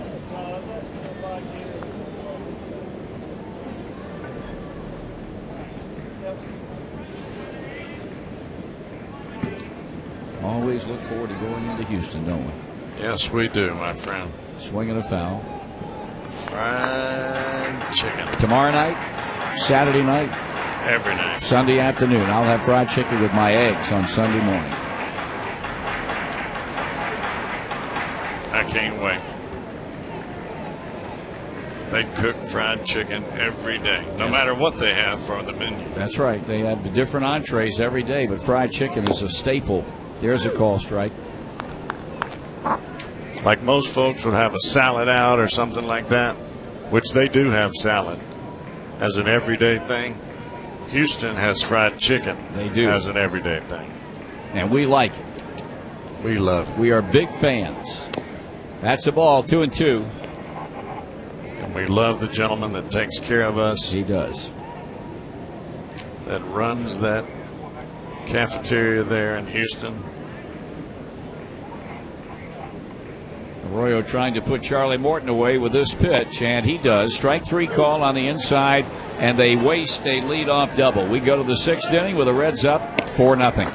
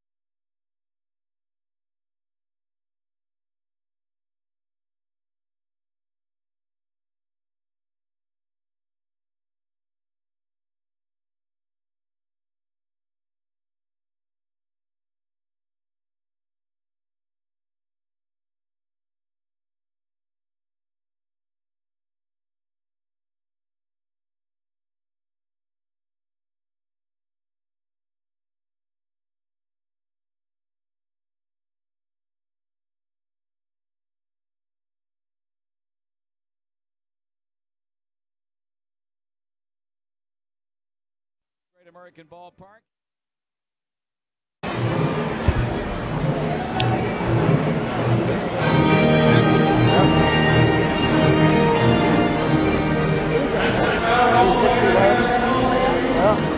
We've got a lot of good pitchers right here.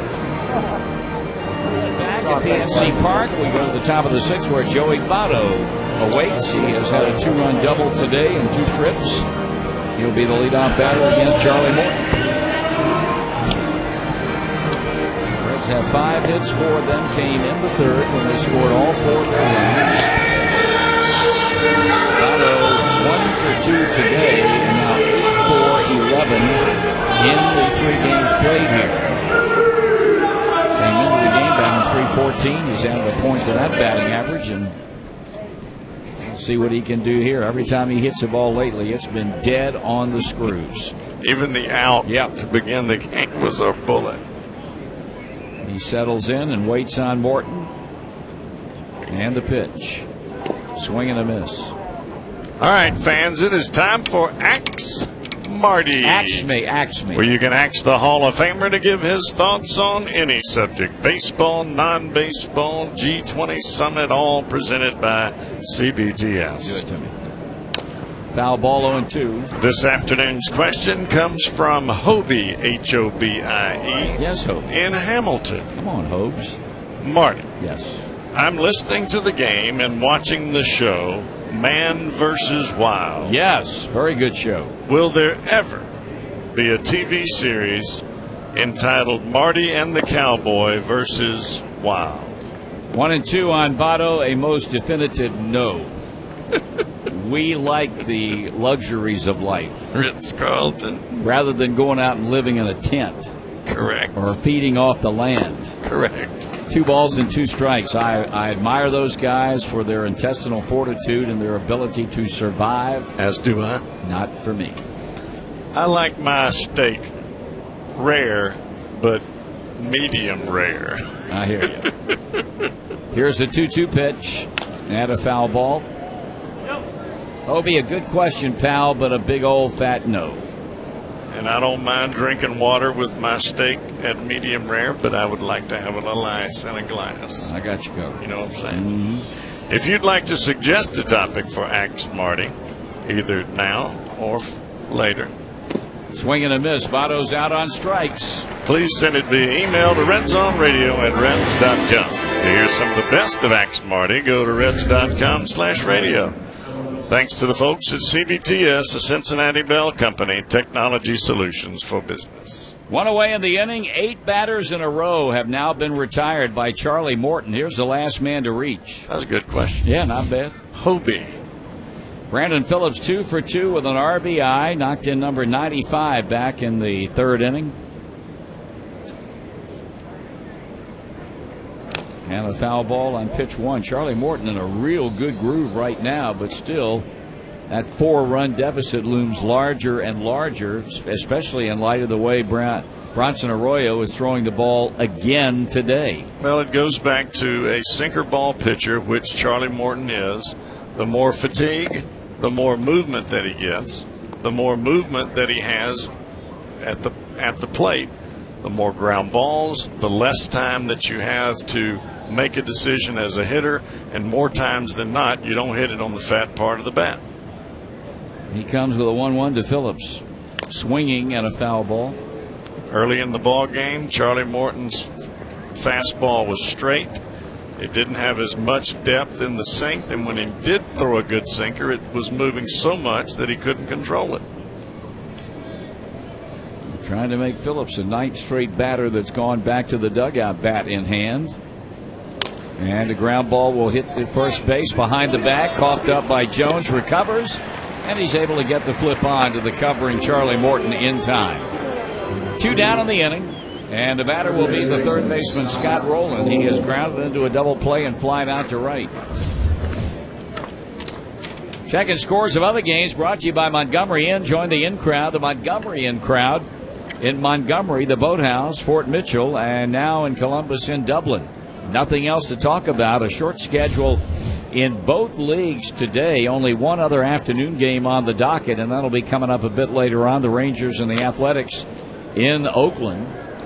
So that game won't start for another hour and 20 minutes, and those games that will be played other than that will be played tonight.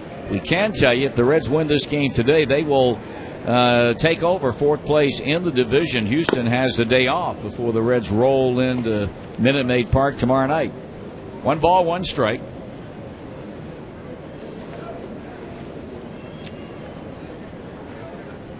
Now the wind up in the pitch. Check swing by Scott Rowland. Jumps out ahead in the count. 2 balls and 1 strike.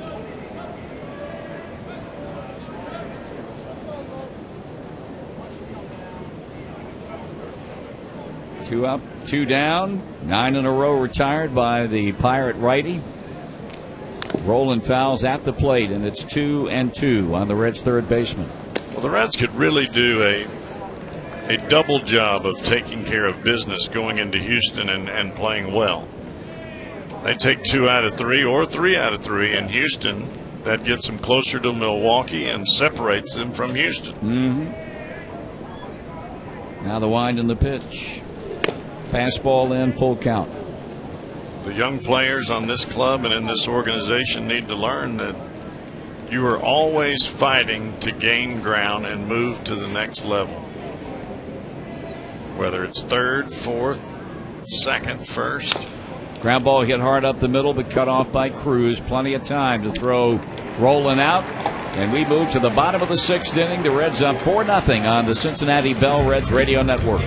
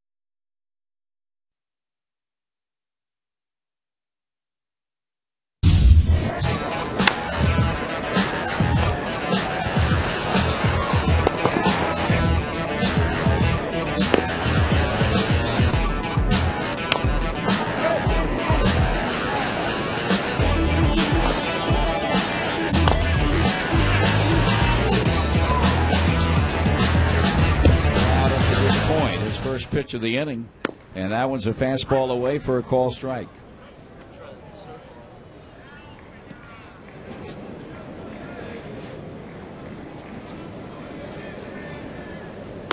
And another strike.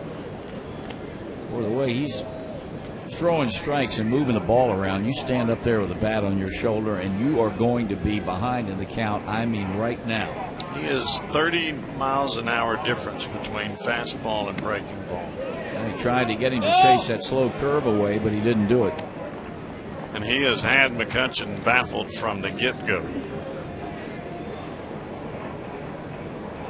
I guess he's had them all baffled from the get-go. 1-2 the count to the leadoff batter, and this one is foul back. I think that all goes back to the pitching inside that he does for strikes and for balls, making guys retreat their hands and then coming right back with such precision on both the slider and that slow curveball, and he just dots that outside corner. He kicks and deals, and McCutchen takes, and it didn't miss by much. 2-2 the count.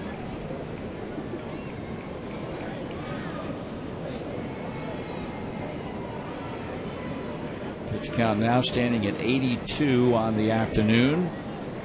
McCutchen hits it hard into right field, but getting back to make the catch is Johnny Gomes, and there's one away.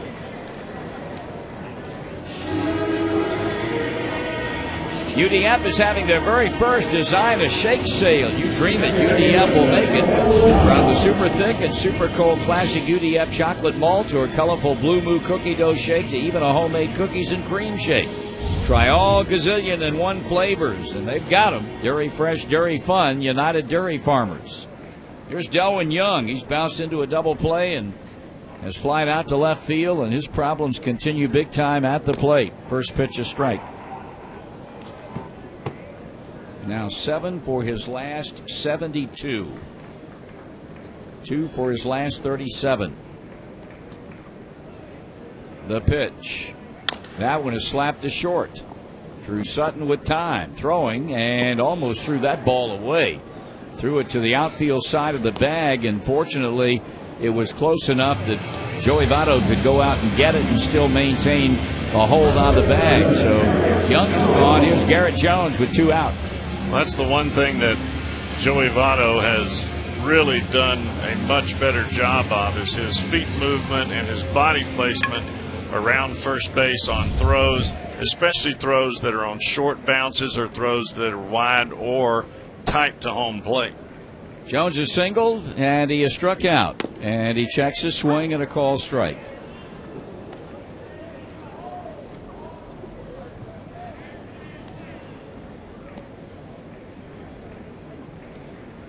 Two men up, 2 men down. The beat rolls on for Bronson Arroyo. He comes back with a pitch, and this one pulled foul. Today's game brought to you in part by Kroger. From prescriptions and photos to party trays and cakes, you can touch all the bases at Kroger. Your home for one-stop shopping. Kroger, your other home team.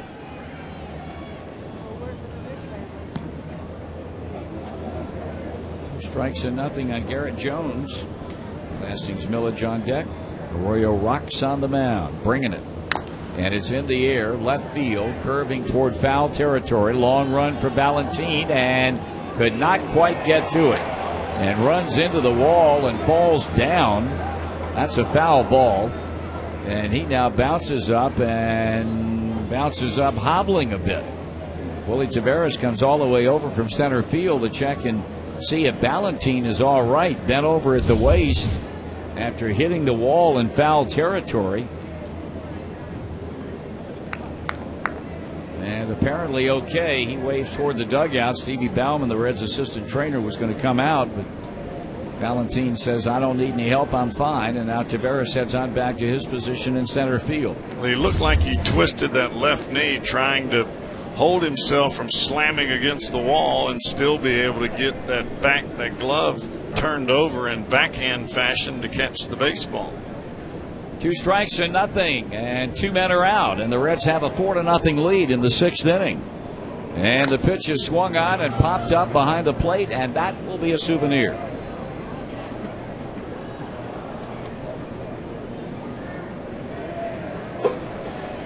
Arroyo gets him to swing at it once. What the heck, we'll try again. He swings at it again. Head high heater. New baseball in hand. Brunson staring down to Ryan Hannigan. Pitching, and it's pulled foul again.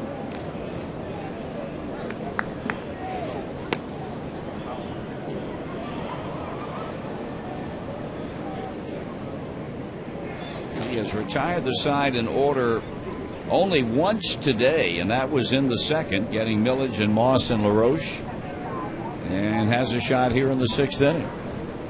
He has it. Swing and a miss. That's all for Garrett Jones, and the inning is over. We go to the top of the 7th inning. 4-0 Reds on the Cincinnati Bell Reds Radio Network.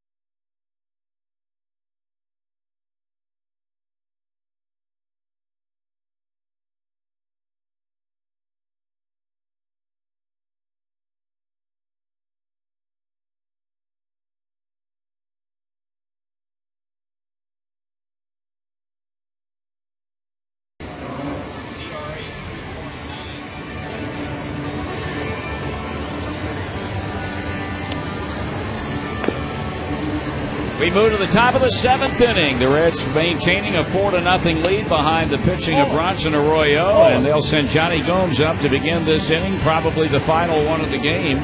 We'll see. For Charlie Morton, and back to the play-by-play, here's Jeff. Thank you, Marty.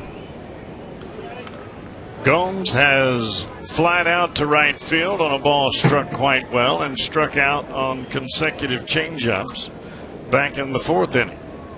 This will be his 3rd at bat. It comes in the 7th, and it comes against the same hurler, the right-hander Charlie Morton, who has retired 10 Reds in a row. Swinging at the first pitch, pops it up to the right side. Going back is Delman Young, makes the catch, 1 down.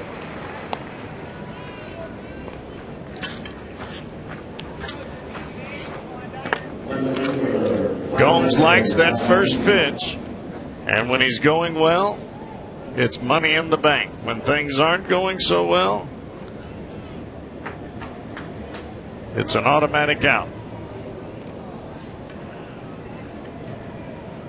Here's Vladimir Valentin. Takes a changeup in there for a strike.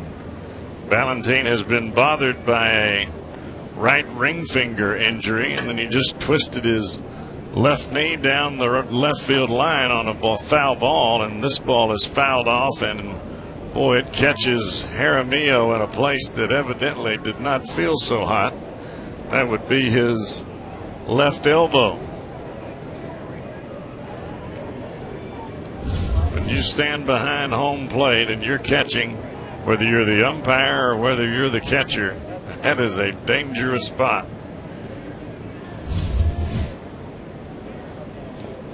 We've seen hitters foul balls off of their feet or their toes, and you see catchers getting drilled. Line drive into right field, and Valentin's got him a base hit. 1 for 3 on the afternoon for Vladimir Valentin. He just reached out and smoked a line drive, a 1-hopper out to Brandon Moss, and he's aboard with 1 out. So Ryan Hannigan will come to the plate. 3rd time this afternoon. He walked back in the 3rd, flied out to the first baseman in the 4th, and now he'll bat for the 3rd time here in the 7th inning. Ground ball up the middle. Delman Young on to the shortstop, on to Jones. 4-6-3, and just like that, the Reds are out of the inning.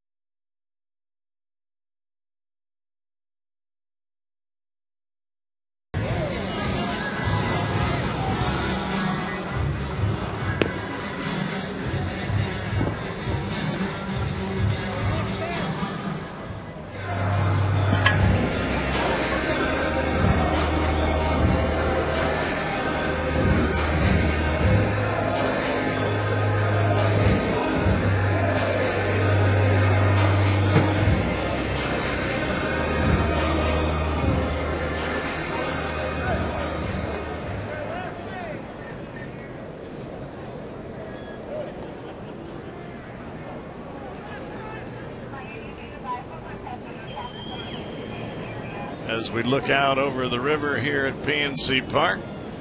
First batter for the Pirates is Lastings Millage. Fastball away, that's a ball. 1 ball and no strikes here in the bottom of the 7th inning. Scoreless baseball thrown by the right-hander Bronson Arroyo. Fly ball, deep left field, going back to the wall is Valentine. Goodbye. Home run, Lastings Millage, and he puts the Pirates on the board.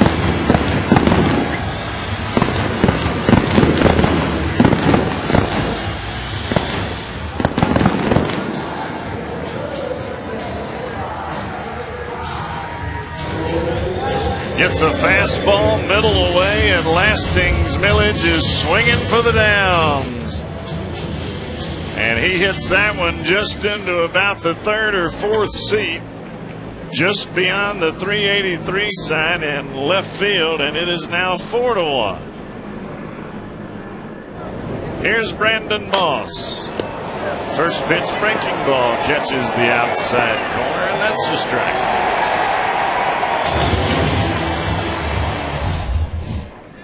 So it has been domination all day long by Bronson Arroyo. Swing and a miss, strike 2. He makes 1 pitch just off the mark, and Lastings Millage, who has done nothing today, makes him pay for it.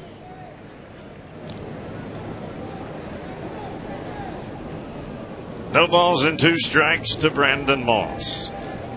Right-hander Arroyo kicks and deals. Fastball in, that's a ball.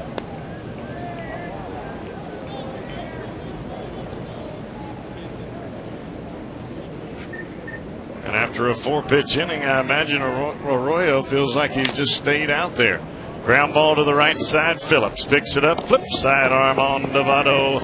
1 down. You want your best lawn ever? Then feed your lawn with Scott's Turf Builder Lawn Fertilizer. Turf Builder is 100% nutrition with no fillers, so every granule gives your grass the food it needs to grow green and strong. Scott's, the official lawn care company of the Cincinnati Reds.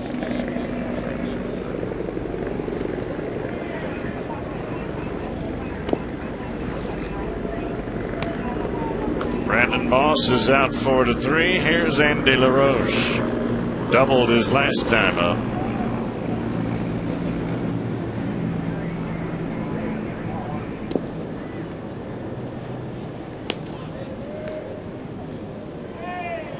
That pitch is outside, and he's fallen behind in the count. 2 balls and no strikes.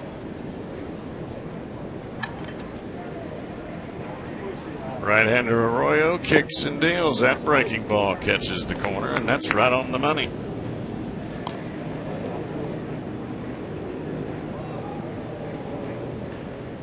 Two balls and 1 strike to Andy LaRoche. Right-hander deals. Popped up and foul off to the right side. Now to play.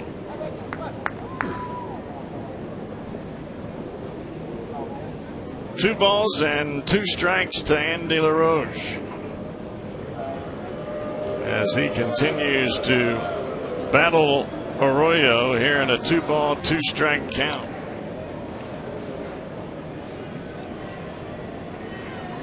LaRoche has hit in 10 consecutive starts now as he fouls this pitch off to the right side. And let's pause for station ID belatedly here on the Cincinnati Reds Radio Network.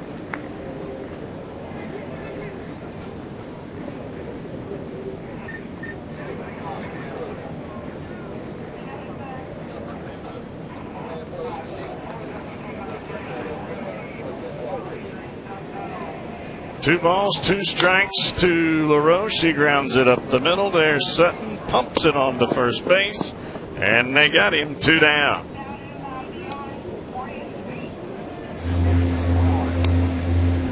Looked as though Sutton had a little trouble getting that ball out of his baseball glove, but he makes a strong throw on to first base. Votto gets the stretch out there. They get the out. And with 2 down, here's Jason Jaramillo.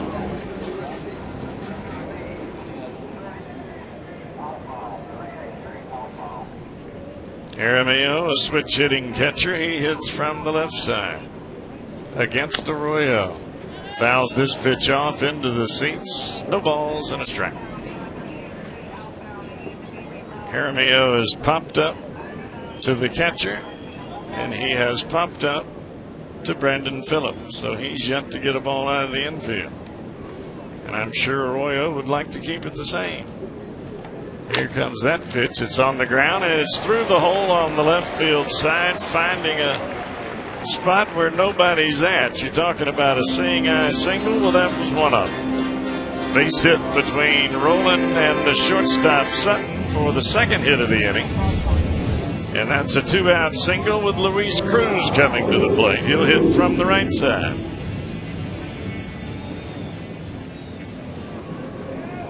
Cruz singled his first time up and then hit back to the pitcher, Arroyo, in the fifth. 2 down in the inning. Breaking ball left way inside as he spins around Luis Cruz.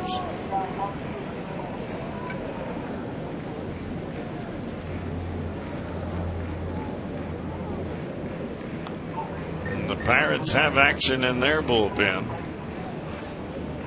Reds do not. Fly ball center field. Actually, yes, they do.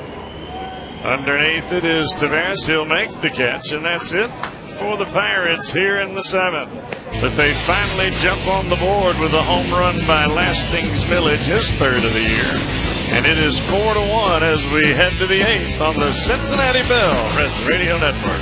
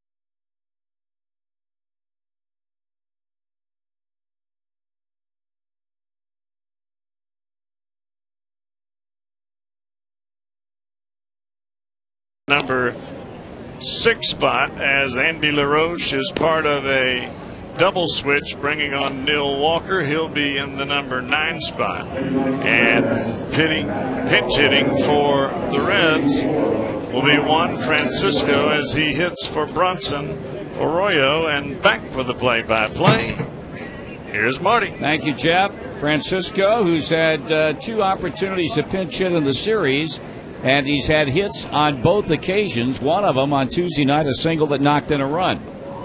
So he settles in to hit off the right-hander Steven Jackson. And from the windup, he sends it plateward, and this is lined over third and down the left field line, but a foul ball. How close was that one?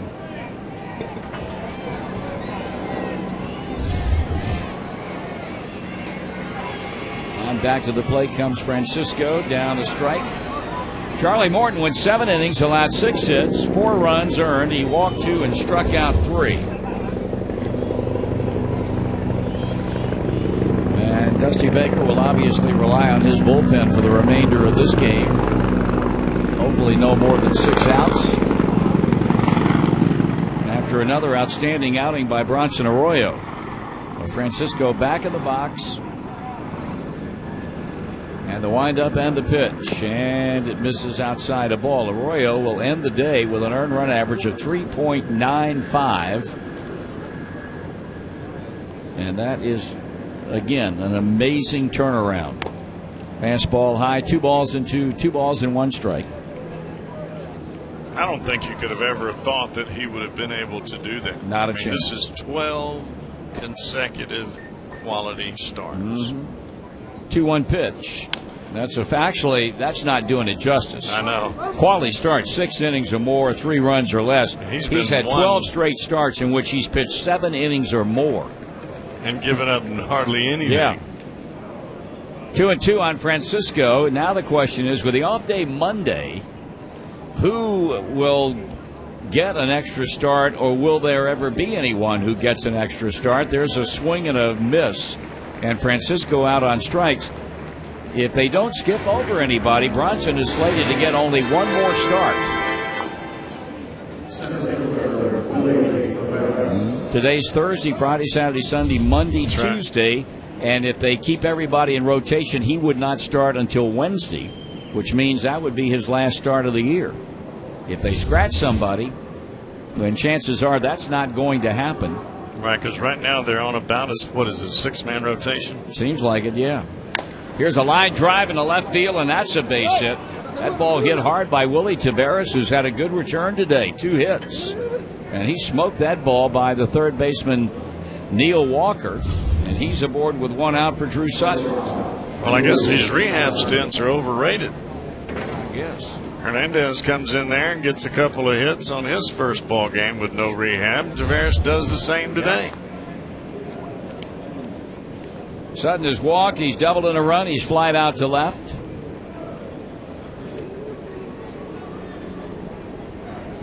Taveras taking the lead as Jackson comes set and steps off. Taveras, 25 stolen bases in 31 attempts. In fact, he and Brandon Phillips are tied for the club lead. Now the hole by the right-hander in the pitch, and he went around on the pitch. He did. Tried to check his swing and couldn't do it. 0-1. Hits have been at a premium today, and that's something we could not say the first 2 games. Reds had a total of 30 hits in the first 2 encounters in this series. They've been checked today on 7 hits, but they have a 4-1 lead. Step off by Steven Jackson, who's very concerned about the possibility that Willie Taveras might be on the move.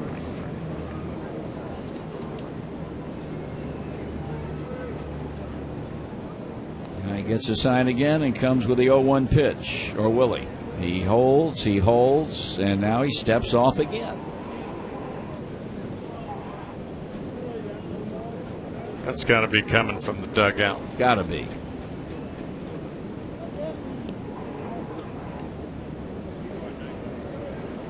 Well, if he does it again, we'll boo the dugout. Come on, throw the ball. Here it is. And a swing and a miss. So many times you get signs from the dugout, and the last thing that you want to do is to hold the ball for 5 seconds and then step off. Or pick to first 5 times in a row because you're given the sign. You look in and they give you the thumb over there to first base, and you're like, oh. It's a 2 strikes and nothing count, and now he'll throw to first base. Reds runs coming, all of them, in the 3rd inning when they sent 8 men to the plate. And the Pirates getting their first run of the game in the 7th on the home run by Lastings Milledge. Jackson stretches and pitches, and a swing and a miss, and that's all for Drew Sutton. He strikes him out on 3 pitches. And now we'll face Joey Votto, who's had 1 hit today, and that a big one, a 2-run double in the 3rd inning. 15,892 turnout for today's Titanic struggle. 15,892.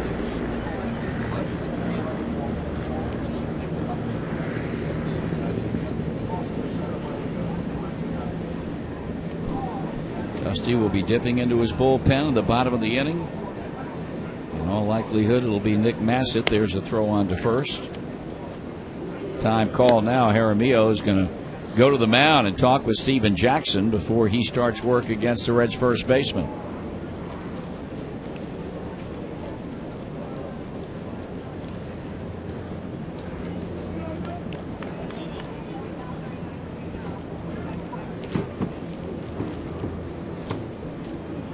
Meeting is over. The catcher back behind the plate. Why would you be letting him down right now? He's a clown. Because you were supposed to wake him up? He told me he wasn't going. Here's the stretch and the pitch. And the swing and a miss. Jim Day, of course, not working today. No TV back home. And he's sitting over in the empty TV booth to our left. Really should have been taking a little nap. That's what I told him. He didn't want to do it. Guy runs the streets all hours of the morning. I mean, you get your chance, you take a nap if you can. There's a throw to first. If he was running the streets in this town last night, he was fighting security. He'd have been shot on sight somewhere. He'd be toast. He wouldn't be up here. And boys we saw walking back last night, they weren't kidding around. Up high for a ball. Packing some serious artillery, these folks. You couldn't even get a quarter pounder with cheese. No. I'm sorry, sir. You're going to step away from the Golden Arches. But I just wanted a quarter. I'm sorry, sir. Would you please move away? 1 ball and 1 strike on Joey Votto. And a ball outside, 2-1. It's like the commercial for Belterra. But I just wanted a quarter pound.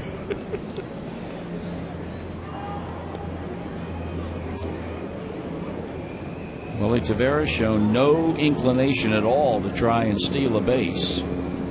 But Jackson continues to pay a lot of attention. Now the pitch. And that's grounded towards second. The pick and the throw by Delwyn Young to first. And we go to the bottom of the 8th. 4-1 Reds on the Cincinnati Bell Reds Radio Network.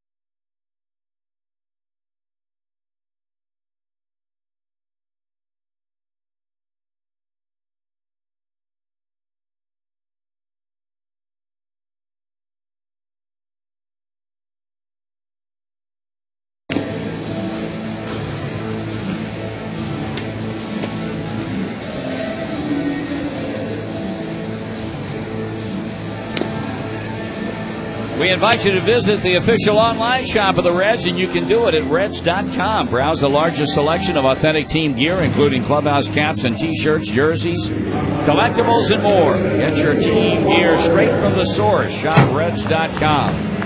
Changes? Well, on the mound is Nick Massett. At shortstop is Paul Janisch. And in right field, Jay Bruce. Janisch will bat second. Bruce will bat number 7 in the batting order. And Massett, of course, batting in the 9 spot. He goes to work on Neil Walker, part of a double switch in the top of the inning, and he fouls it back. Again, the line on Arroyo, 7 innings, 5 hits and a run. He walked 1 and struck out 4, dropping his earned run average to 3.95 as a result of his work on the mound today. Sitting in that dugout, hopeful that Massett in the 8th, Cordero in the 9th can take care of business, and he will leave town with his 14th win. Swing and a miss. Walker behind, no balls and 2 strikes.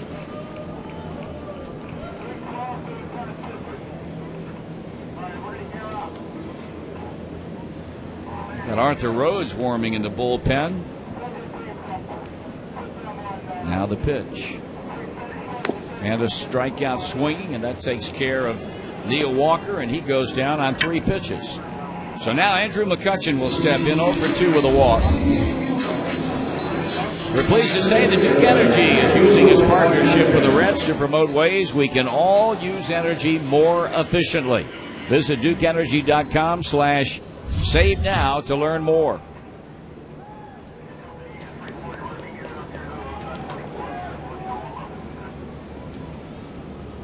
McCutchen probably his last attempt at extending the 10-game hitting streak, and he takes a strike on the outside edge.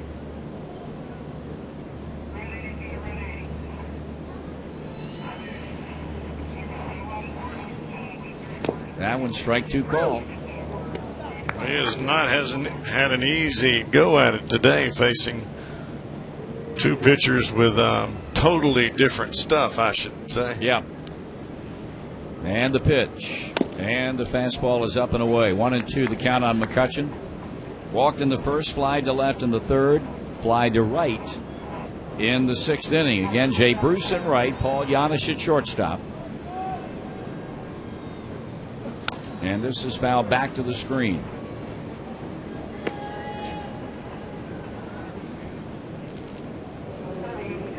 I would imagine they're getting Arthur Rhodes ready for Garrett Jones if it comes to that. If Massett can retire the side in order, his services would not be needed. They would go to Cordero then in the 9th inning. The wind and the pitch, and he struck him out swinging and made him chase a serious heater. 2 down in the inning. That ball was in the mid. And here's Delwyn Young.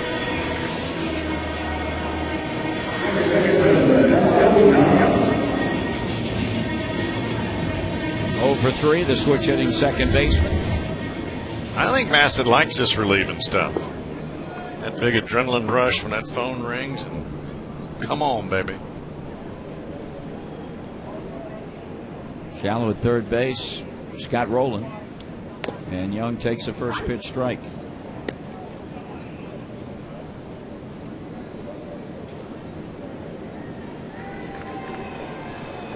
He retires Delwyn Young. We would expect to see Arthur Rhodes sit down, and very shortly thereafter Francisco Cordero would get up to begin throwing. Here's a foul down the left field line that counts 2 strikes.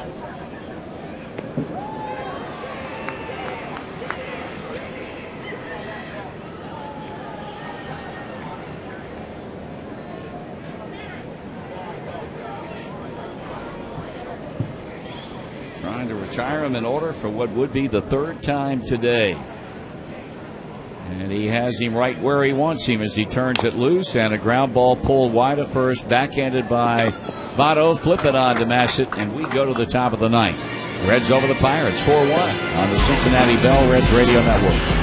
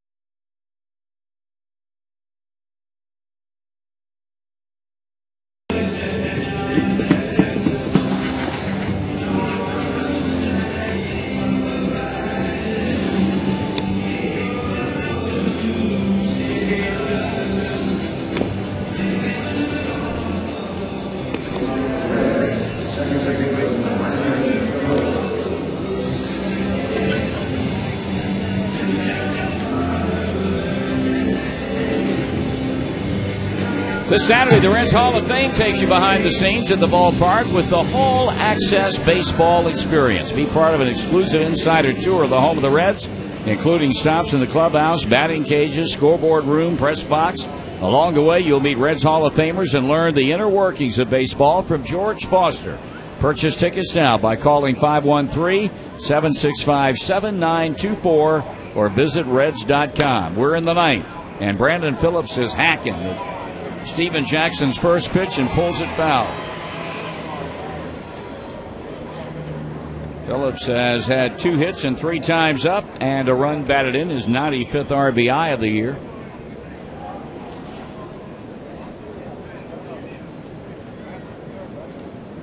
And the pitch. And a check swing foul ball. And the count's 0-2. Francisco Cordero, as expected, heating up in the bullpen, getting ready to face the likes of Jones and Millage and Moss.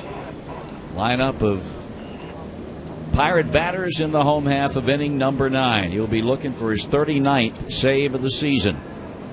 Here's a pitch. That's in the air. Headed toward shallow right. Going out is Young. Coming on is Moss. And Moss will make the catch. And the batter will be Scott Rowland. 0 for 3 on the day.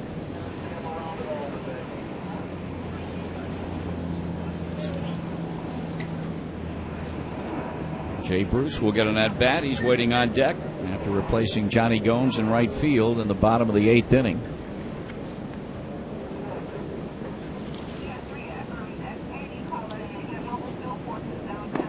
First pitch is low, ball 1.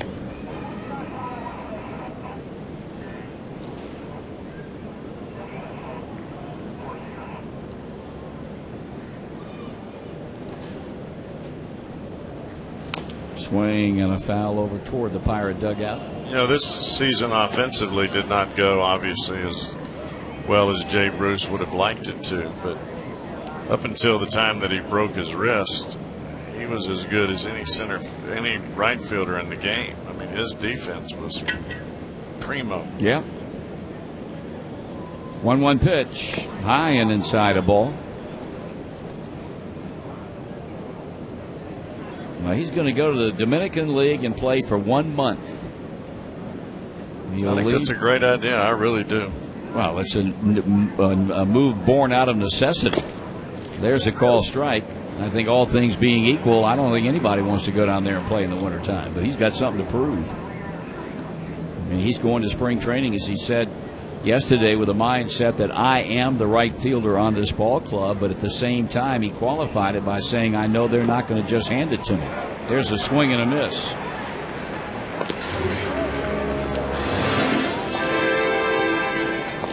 Third strikeout for Steven Jackson. He goes to work on Jay Bruce. And again, we look at our Cincinnati Bell trivia question. Born in Cincinnati on this day in 1921, this player is one of only 2 Reds to hit a homer in his first big league plate appearance. Clyde Bulmer, Ted Tapp, or Herman Wiemeyer. You said Clyde Bulmer. I did. As did the Hall of Famer Hal McCoy, and both of you are right. 3 for 4 and heading to Houston. Clyde Bulmer was born in Cincinnati on September the 24th, 1921. He homered in his first big league plate appearance on May the 31st, 1942. Ted Tapp in 1950 is the only other Red to do so. 1 ball and 1 strike. That'd be big to finish. 2 and 1. 3 for 4, 5 for 6, 6 for 7, 7 for 8. I can finish. What are you now? 3 for 4. After today? That's pretty good. For me, that's real good. Your math is not too good. You talking about on the road trip? Yeah. On the road okay. Trip. Ground ball to shortstop. There's Bruce, and here's the throw on to first to get him and end the inning. So Steven Jackson, 1-2-3's the Reds in the 9th, and now the Reds look to Cordero to get it done. Middle of inning 9, 4-1 Reds on the Cincinnati Bell Reds Radio Network.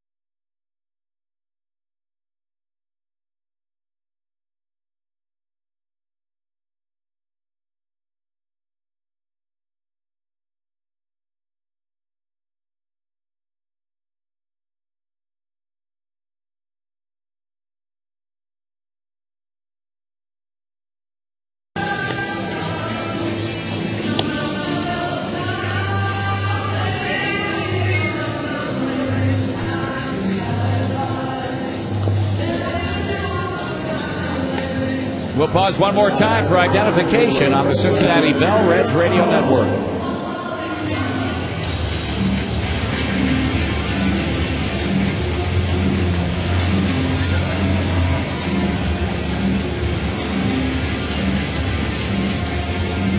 Bottom of the ninth inning, Pirates turn to bat, down by 3, and they face a big guy, right-hander Francisco Cordero. He will face Garrett Jones, who has struck out twice, sandwiched around a base hit. 38 saves. He briefly led the league when he picked up his 38th, but since that time, Heath Bell has chalked up 3 and now leads him 40-38. First pitch on the way, and that's a strike to the left-handed batting Garrett Jones.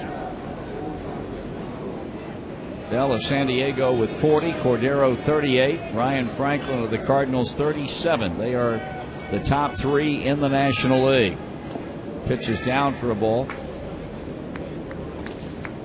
Ryan Wilson of the Giants with 36, Jonathan Broxton of LA, Trevor Hoffman of Milwaukee with 35 apiece. 1 ball and 1 strike. Here's a stretch by Cordero, and in with a pitch. Swing and a foul. Dick Massett, perfect 8th inning, and picks up a couple of strikeouts along the way. He looked pretty good. Yes, he did. It's a nice combo that the Reds have working now in those last couple of innings. Pitch is just low for a ball. Well, you got to throw Arthur Rhodes into the mix. That's what I mean. That combo with Rhodes and Massett and Cordero, where you got lefties coming in. What's that? That's 3. No, I'm talking about combo of innings, the last 2 innings. Oh, I got you. Here's a pitch. Well, he's gone 3-2 after being ahead in the count.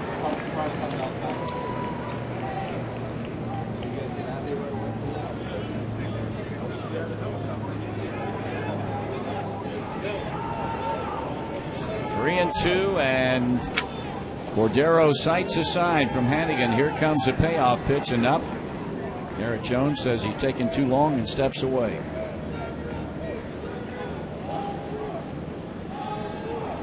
Here's a pitch. And a late swing, but he makes contact and hits it foul into the seats down the left field line. Is Jones? I think anytime for any manager where you have 3 pitchers that can pitch in any role in those last 2 innings, well, that's got to make you feel comfortable. And that's basically what Dusty's got at this point. Yep. He walked him. Not a good start for Francisco Cordero, especially when he jumped out ahead in the count.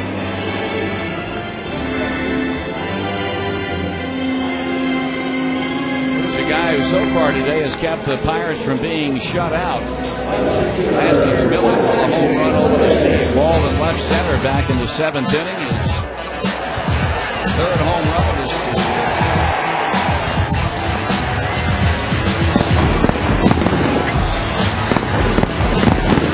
Leadoff walk.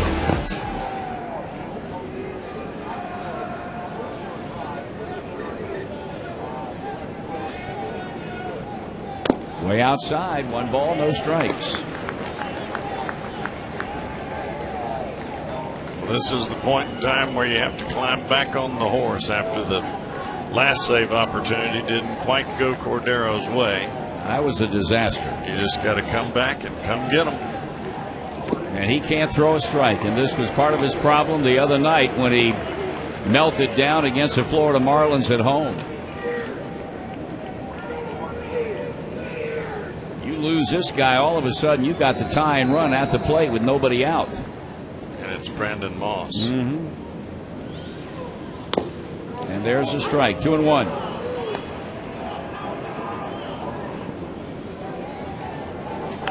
And Dusty and I talked about the fact that since the 23rd of August, this team tied with the Yankees at 20 wins and 10 losses for the 2nd best record in Major League Baseball over that period of time. Here's a foul ball next to the Red Sox, who are 20-9, and you think back on the games that should have been won. And that game we mentioned just a moment ago against the Marlins the other night at home is one of them. Right. And then the games that they could have won against the Colorado Rockies and didn't. So a 20-10 record, outstanding over the last 30 games. But boy, it could have been even better than that. Here's a 2-2 pitch. And a ground ball back to the mound. He throws to the shortstop, and he throws to first for the double play. That ball got on top of Cordero, I mean right now. And he fielded that ball like he was rolling out of bed and started a 1-6-3 double play. That's a great play by Paul Janisch, because Garrett Jones is a big man, and he was right on top of Janisch. Janisch had to pick it up off of his shoe tops, and as soon as he stood up, here comes Jones right at him. So just like that, the Pirates are down to their final out. Here's Brandon Moss.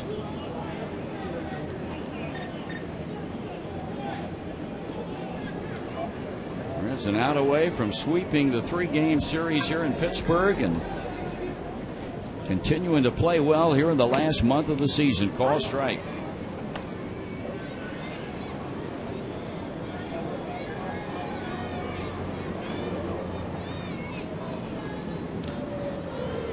Big right-hander turns it loose and a swing and a miss. The count's 0-2. Eliminate from Minute Maid Park in downtown Houston tomorrow night. 8:05 first pitch. Hour earlier on Saturday night, and then a 2:05 start on Sunday. All those times are Cincinnati times. Here's the pitch. And it's low and inside, a ball. You were talking about records, Marty. You look back at April, you look back at May, how well this club pitched. You look at September and how well this club has pitched. It's a big key. Yep. Cordero hoping this next pitch he throws will be his last one. But it's high and the count's 2-2.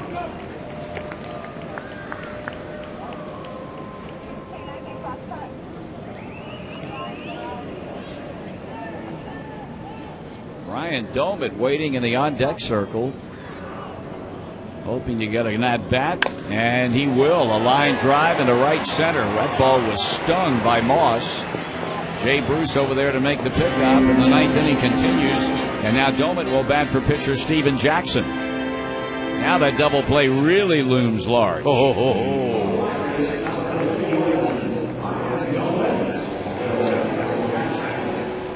Domet behind the plate in each of the first 2 games, getting the day off today from the lineup. Coming on now to pinch hit for Steven Jackson with 2 down.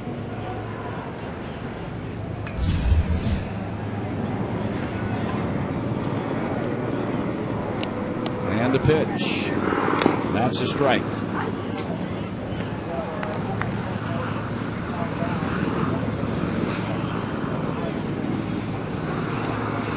Still needing an out to go here to nail this baby down. Troy Votto playing behind Moss at first base, and Domet taking, and there's strike 2.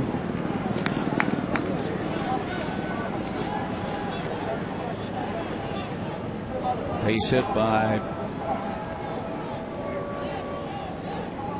Moss, the 6th hit of the game, or 1 less than the Reds have collected. Arroyo in the Cordero here in the driver's seat, delivers, and a swing and a soft looping liner, and that drops for a base hit. Into left field, a little flare you could have caught with your bare hands. But a credit to Ryan Domet, he just punched that ball over the infield on the left side, and now Cordero having trouble closing the door here. Back-to-back 2-out hits, and despite the double play earlier in the inning, they have the tying run at the plate, and Jason Jaramillo. Domet's backside was in the Reds dugout over on the first base side, and he just flipped the bat out there. Jaramillo's 1 for 3, had a single in the 7th inning. And now he backs away as Cordero stretches on the mound, and the Pirate bullpen now starting to get busy again. Pittsburgh trying a 9th inning rally. They've had a walk and 2 hits. Fastball high, 1 ball and no strikes. Ramon Vasquez has moved out into the on-deck circle for Luis Cruz. Brandon Moss at second base. Ryan Doman at first. 2 men out. 1 ball and no strikes. A left-handed batter swinging and fouling it off. 1-1. Jaramillo, a .259 batter with runners in scoring position.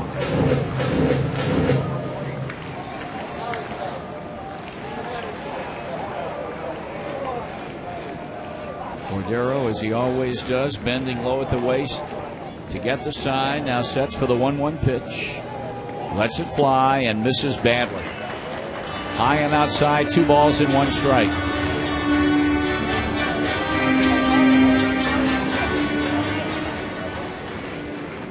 Reds 4, the Pirates 1. Jaramillo trying to extend the inning. Cordero trying to end the game. That's strike 2 call, and he's even at 2-2. Backdoor breaking ball. It just does catch the corner. 2 balls, 2 strikes, 2 on, 2 out. The home 9th inning here in Pittsburgh. Jaramillo waiting with a bat cocked high, and he swings and fouls. Foul that ball right out of the mitt of Ryan Hannigan. Yes, he did. This inning began with a walk to Garrett Jones, then came the hard smash back through the middle that Cordero flagged down to begin a 1-6-3 double play, but Brandon Moss singled into right center, and Ryan Doman, as a pinch hitter with an 0-2 count, just flicked one into left field to bring us up to where we are right now. Jaramillo strikes out swinging, and this one belongs to the Reds. They threatened, but that's the extent of it, and the Reds complete a 3-game series sweep here in Pittsburgh, winning to wrap up today 4-1. Back in a moment.